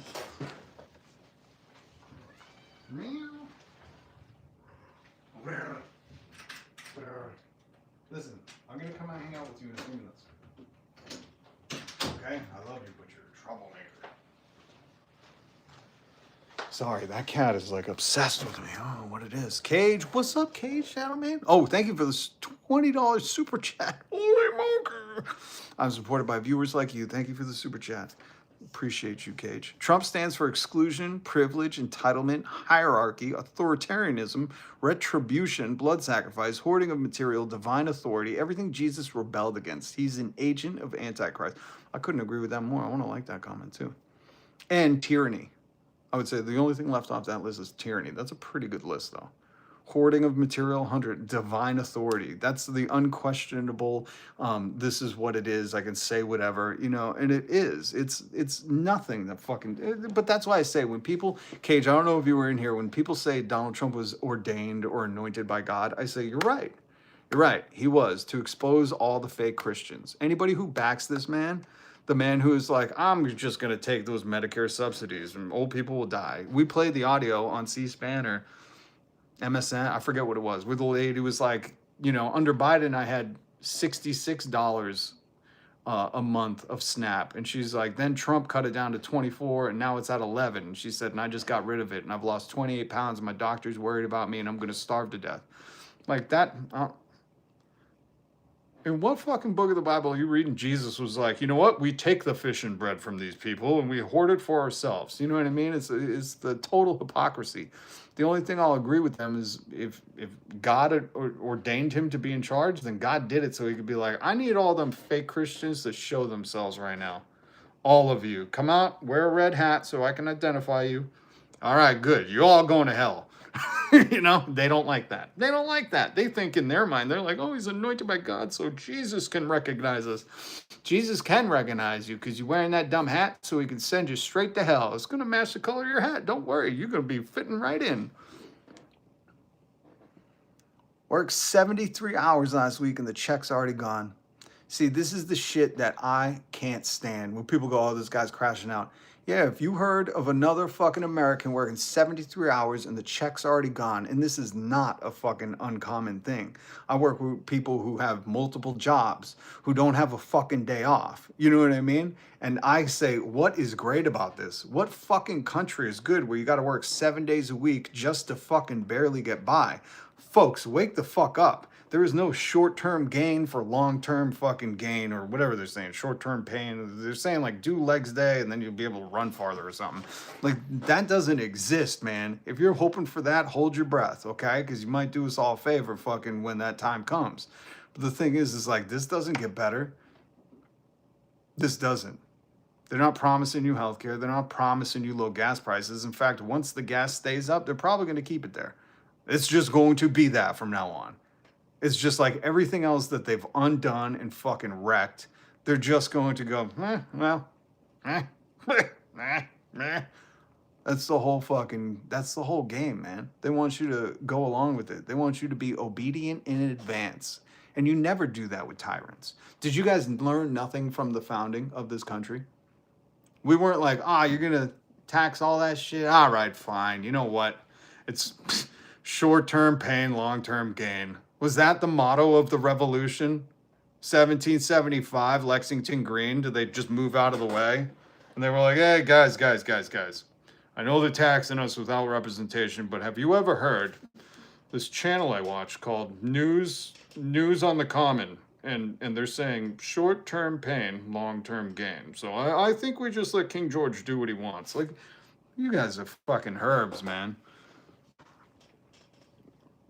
The Trump accounts are paid by Dell. Oh, yeah, corporate and government is merged into one. That's what fascism is. Look it up. Yes, they've already said that on MSN, that once it goes up, it will be the new normal. Oh, really? Theta? Did they really say that? I didn't know. I only get clips of MSN, but this is what I mean. It's like, this is the obvious. I don't know. If you've just been around in America for a little bit, like, this is the obvious thing. I only think of, like, when we used to interview Charlie Baker on the radio show, who was the governor and a piece of shit. We would talk about, we have tolls in Massachusetts, right? Short-term pain for long-term pain. There was Stephelson. He corrected it. Thank you for the $1.99 super chat. Stephelson corrected it. It's more of a short-term pain for a long-term pain thing. I think they all mispronounced it. But I always think of, like, in Massachusetts, there was this one bridge. It was either a bridge or a highway where the tolls had paid for it, right? And the whole questioning was like, okay, if the tolls were to pay for that project and we've paid for it, the tolls are going to go away, right? And he was like, well, I don't know if we're doing that, but good question. And what are you going to do? He's not even fucking governor anymore, but they're not making the tolls disappear. And so I just always think of that when this shit happens. I'm like, the new normal is going to be $7 gas. And then when it goes down to $6.50, you're going to be like, oh, thank God for Emperor Trump. He brought gas down to $6.50. You know? You fucking knuckleheads. He literally asked the fucking oil lobby to give him $1 billion. And he was like, I'll do whatever you guys want. Like, that was news. That's what I mean. It wasn't even behind closed doors. It was like behind closed doors, and then they immediately reported on it. And some people were like, no, don't worry, man. Gas is going to go back down. I'm like, bro, he's doing the thing he promised the oil barons. He's like, I will make you filthy fucking rich. Okay, you just got to donate $1 billion to the old presidential library. Wink, wink, nudge, nudge. It's in a Qatari crypto account. You guys are fucking... I'm praying you wake up. I'm praying you wake up. I'm praying...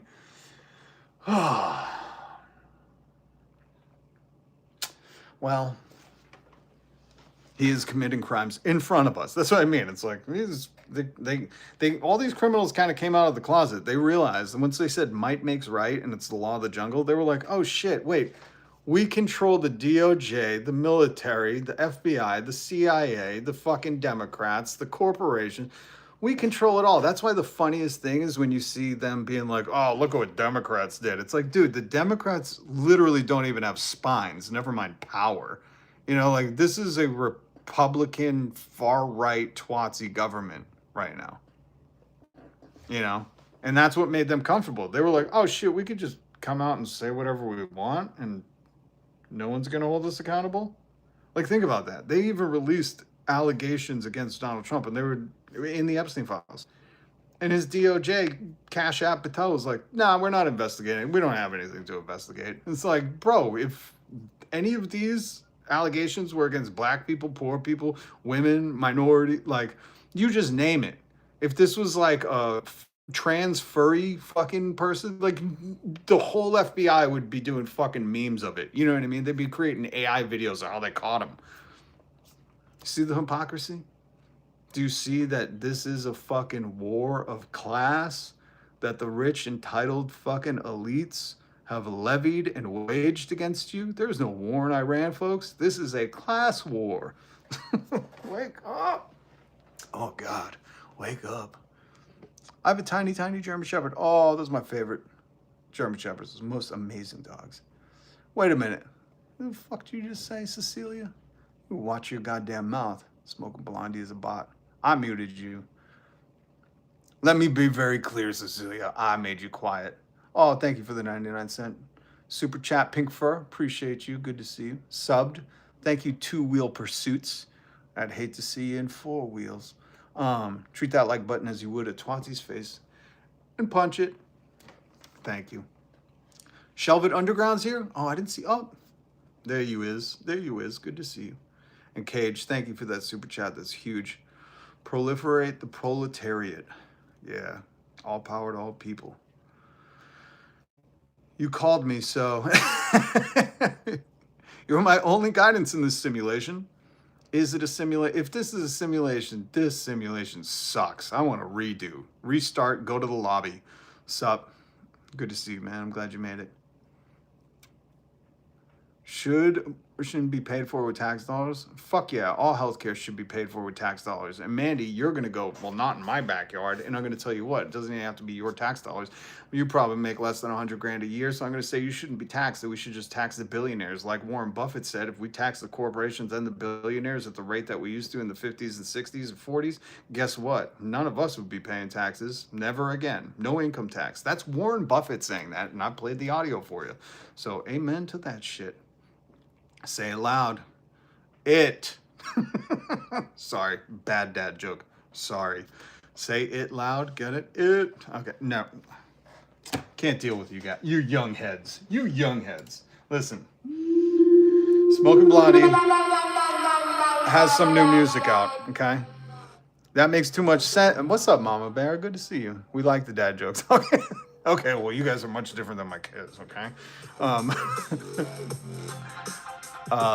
Smoking Blondie has some new music out. Go subscribe. Link in the description. We need this music in times like these. And thank you for letting me use your music. I got a LOL from Mandy. Thank you, Mandy. I appreciate you. Hit subscribe and notification bell. Defund the military, or rather cut their budget like 1/8. The money will be enough for free universal health care and enough to improve all current public services. 100%. And you know what, Rami? The other thing I say is, people always get, you know, all the tough alpha boys say they're very scared if you defund the police, which is hilarious in itself. Because if you're a tough alpha boy, you don't need the police. You're the police, right? Tough alpha boys. But instead, here, I don't want to make the fragile tough alpha boys scared. So we won't defund the police. What we'll do is defund their weapons, right? That makes sense. We just don't let them have any more weapons. We demilitarize, we de-weaponize, we defang them. So that way we could still have a police force. And let me share the good news. Is if you wanted to ever make somebody rely on their communication skills more than ever, you take away their weapons. And all they got left is talking. And I don't know, I think that would save us a good chunk of money. That's just a new take on defund the police, because all these alpha boy Roganites get very upset. They get very scared. They say, defund the police, who are you going to call? And I say, I call you. Look at your thighs, man. What do you do, legs day every day? But because they can't handle that, I just say, let them be like the teachers. We fund the teachers, and we defund their weapons. So come every August, we see all these wish lists. Hey, guys, I'm running out of bulletproof vests. Could you please order me one on Amazon? And that solves the problem. You still get to keep your police force. They just get no weapons, and they have to work on their communication skills. I solved it, guys. I solved it all on my own. All on my own, I solved it. Okay? So Joe Rogan, you guys don't have to be scared. Just love the police. They're just going to be the best fucking negotiators ever. Right? Anyways, here's Smoking Blondie. Red Triangle. Sorry. What's up, Neon Monkey? Good to see you. 50K to train a drug sniffing dog? More than that. I guarantee it's more than that. Hold on, Ingrid, as in Bergman. Rob, what is your live schedule? I always feel like I just happened upon your lives. Love your commentary, brother. I appreciate you, Ingrid. Love you. I love the people. I do it for the people. Hold on, I gotta rewind this a little bit. Sorry, Smoking Blondie. My live schedule is, I would say afternoons. I can't give you a time. All I can promise is that I'm here every single weekday, sometimes on the weekends. So if you do the best thing to do is after you hit subscribe, hit the notification bell and you'll get notified. I've been trying to set a time earlier in like by noon 1, I try to set like, hey, by 2 o'clock we'll be live. Sometimes I'm late. I do work another job. I'm trying to get a third job and I still live a life. So I can't Hassan it yet. But you know what? If enough people hit subscribe, if enough people support the channel, I'll be here all fucking day. That's no lie. But until then, Ingrid, I hope that you've subscribed. I hope you hit the notification bell because we need as many people on the vanguard as we can.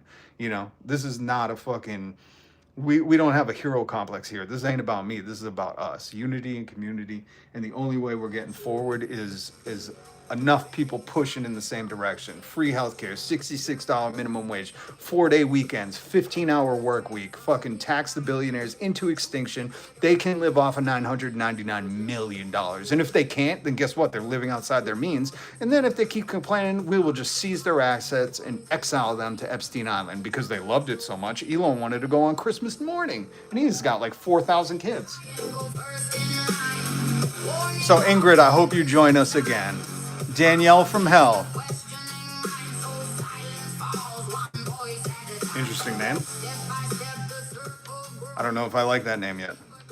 Are you here to summon me back? Or are you here to cast me out? 15-hour work week. What the fuck? Brian's the only fucking nerd who's like, what?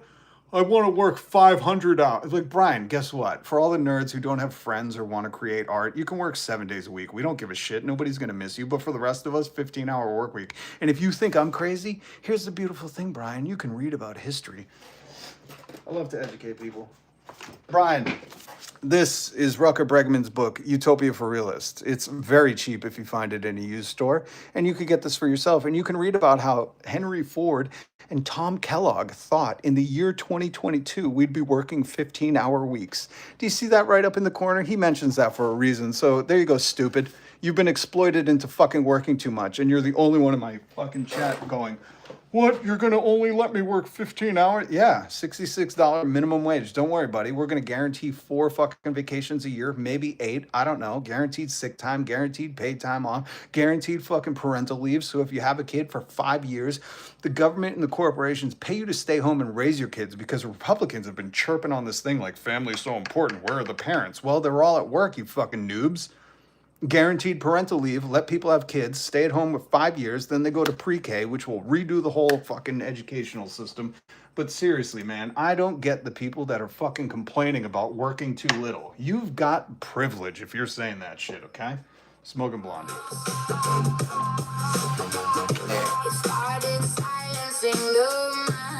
And just because, this is my favorite book. You want to know what's going on right now? Shock doctrine. Disaster capitalism. What do you think's happening in Iran? Why do you think they can't explain it? Why do you think we won the war, but we're negotiating a peace? Oh. Thank you, Pink Fur. Love you. Utopia for Realists. Get it out. Get it. Get it. I used to work 15 hours a week as an exotic dancer. And I was able to support myself from that. America should have that same privilege. Look at that. Danielle from Hell. You just won me over. Name scared me a little bit. Only because I know what it's like there. I live in America. But yes, 15-hour work week. Who the fuck's against that? Just so you know, workers are more productive. We have better technology. We shouldn't be working longer hours, 3 jobs, and then door dashing after. What are you, fucking crazy? No, you've just been propagandized. That's all. So thank you so much, Danielle. I hope you would subscribe and the notification bell because we need more people saying, yeah, that's a privilege Americans should have. When you say America's great, you should be like, it's great because we have a 4-day weekend. What do you think is great? No weekend and door dashing after work? Get the fuck out of here. Appreciate you, Danielle. Lazy minimum wage people are... Who said somebody on the minimum wage is lazy? Just fucking mute them. God damn. God damn. Hell is where all the cool people are. I don't know about that, man. I don't know about that. Jesus was pretty cool. Jesus was pretty cool. He was a leftist communist who talked about a stateless, classless, moneyless society, and that was his version of heaven, you know. And he also fed a bunch of people and healed people and brought them back from the dead without them even wanting to. I still want to know what the story of Lazarus is. I'm sorry. Like, did he die later that day? How long did he live? Did he live forever? We don't know, but I'd love to know. By the way, hit the like button. Please. Let's get it to 169.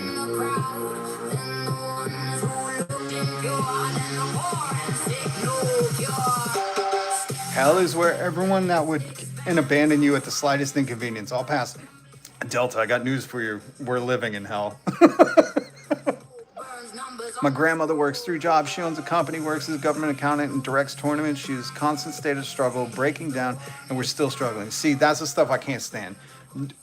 People in America should not be working this hard for the bare minimum. This is why I do this every day, man, because we are going to start a movement. We're going to push forward, and we're going to say, fuck this system. I always tell you guys, when institutions fail, you don't reform them. You don't build back better. You replace them. I already told you how I solved defund the police. We defund their weapons. Let them use their talking skills.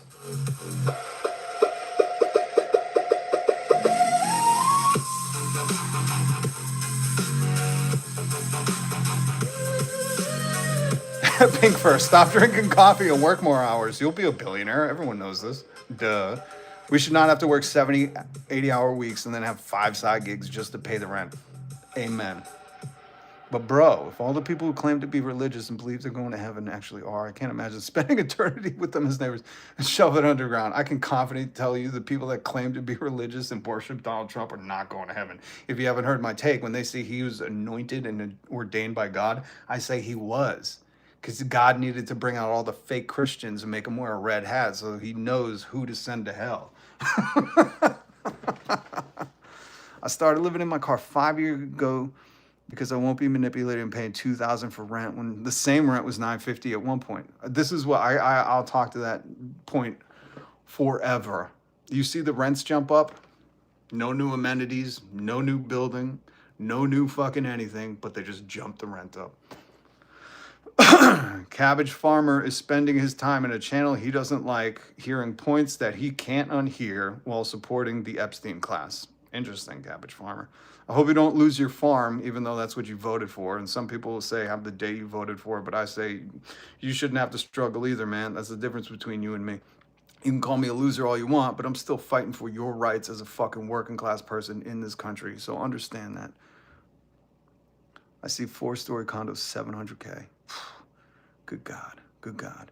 The funniest thing is when people like Cabbage Farmer, don't delete this comment. He says, send this Dumba to Russia. Cabbage Farmer, here's the thing that you clearly don't comprehend.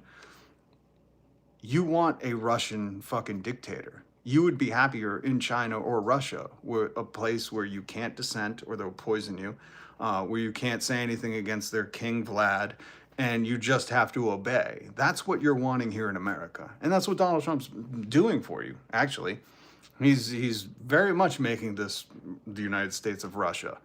So it's just always funny when people are like, oh, if you don't like it, why don't you go to Russia? It's like, well, why don't you go there? You don't want anyone talking against your queen, Mad Orange Queen.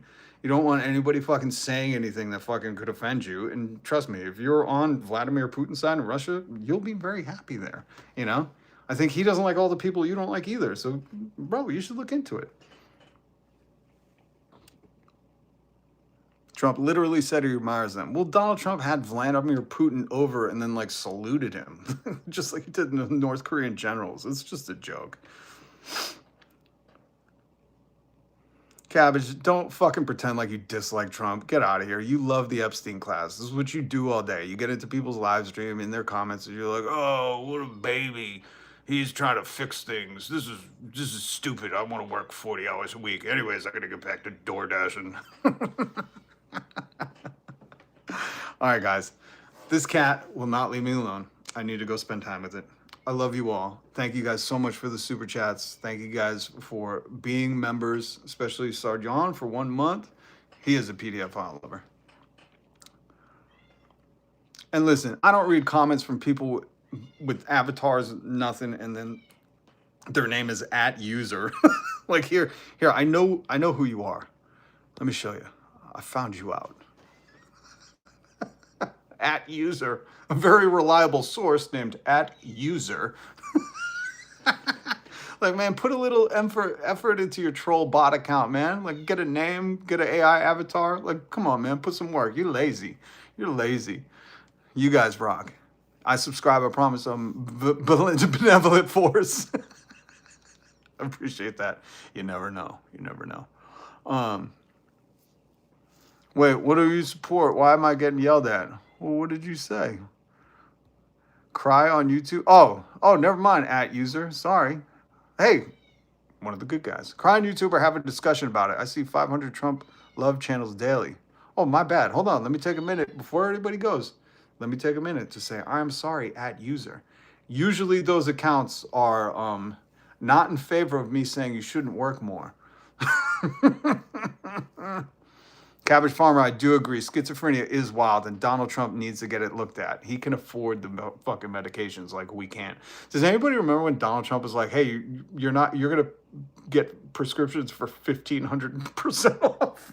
I still can't believe it's a real thing. And people were like, "Hurrah!" Anybody getting paid by fucking Pfizer to take your medicine?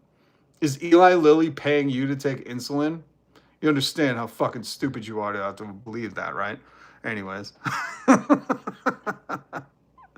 Yeah, Cabbage Farmer, there's a PDF file, felon in the White House breaking all laws on a daily basis, lying to people. If you're quiet, you're part of the fucking problem. Did I not show you the Ernesto Che Guevara vote? Did I not show you this? Oh, could you not read up here? If you remain silent when you see injustice, you remain on the side of the oppressor.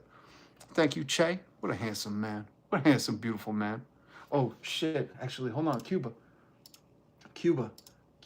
Where's my Cuba? No. We're doing this. We're doing this. Don't you worry. We're doing this. Where's my Cuba? Come on. Here it is. So, just so you know, because there's a bunch of plants out there, right? And the flotilla, I wanted to play some of the Kneecap audio and the Hassan audio. They are all out helping Cuba right now. But there was one important thing, Destiny, who I think he masquerades as a leftist out there, but he was called out being clipped online. I know, Kat, I'm coming. I know, Kat. Where these Cubans, these American Cubans like to be like, "Oh, you don't know nothing. We lived under dictatorship." It turns out they were all slave plantation owners, right? And Destiny got exposed by none other than his own mom. He's making up stories to shit on Cuban people that he doesn't like in Florida because in his mind, every single Cuban is a dispossessed pre-Batista-era slave-owning plantation owner. Now it cuts to another clip of Destiny sitting with his mom asking, "Hey, what part of Cuba are you from?" So which part of Cuba we came from? My grandfather's sugar plantation. Yeah. Oh, a sugar plant. Okay, interesting. Oh, okay. Oh, maybe you were on the side of Batista.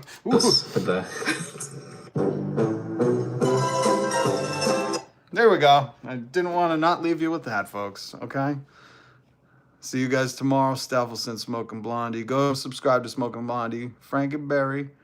User, the cat is pissed. You're right. Because usually I have to come home from work and give the cat undivided attention for 20 minutes. I'm telling you, my kids tricked me so hard into getting a cat. They were like, "Oh, they're independent creatures. They'll leave you alone." And I come home and the cats are like on me. They love me. And I love them too, but you know, it gets to be a little, they're a little clingy. They're a little clingy, literally, with their claws. They're very clingy. Bruh, for the 5th time, my room gets rearranged without warning and all my shit goes anywhere but where it goes. Yes, these cats are nuts. Cage, good to see you, by the way. Good to see you. I hope your brother is well, and I hope he wakes up. I hope he wakes up, man. I don't know if you saw my message back in the Discord, but I hope we reach him, because there's a lot of lost souls right now. I encounter them on a daily basis. These people that just fucking live in their feelings, you know? They don't care what facts say, and it sucks. I will. All right, Cage has dismissed me. All right, don't forget, I did not take attendance, so if you were here, I'll just self attend. Everybody check off your own name. Cabbage says he doesn't support Trump, but proceeds to do nothing but Trump talking point. That's what I mean. These people are just fucking flimsy as a fucking worm in the wind, man. They got no spine. As soon as you call them out, you know, they're like, no, I don't support Trump. I just align with all the racist things he says. Okay, Joe Rogan. Fucking idiots. And yeah, Monkey, good to see you. Sardion! Wait a minute, is that your cat? I gotta go. I can't see what that avatar is. I gotta go peek at it later. Okay, I love you all. Unity is community. Thank you for hitting subscribe. Thank you for the super chats. Thank you, members. I'm supported by you. Much love to the working class. I'll tune in later. Oh, Two Wheel Pursuits. I'm glad you stopped by. All right, guys, join me tomorrow.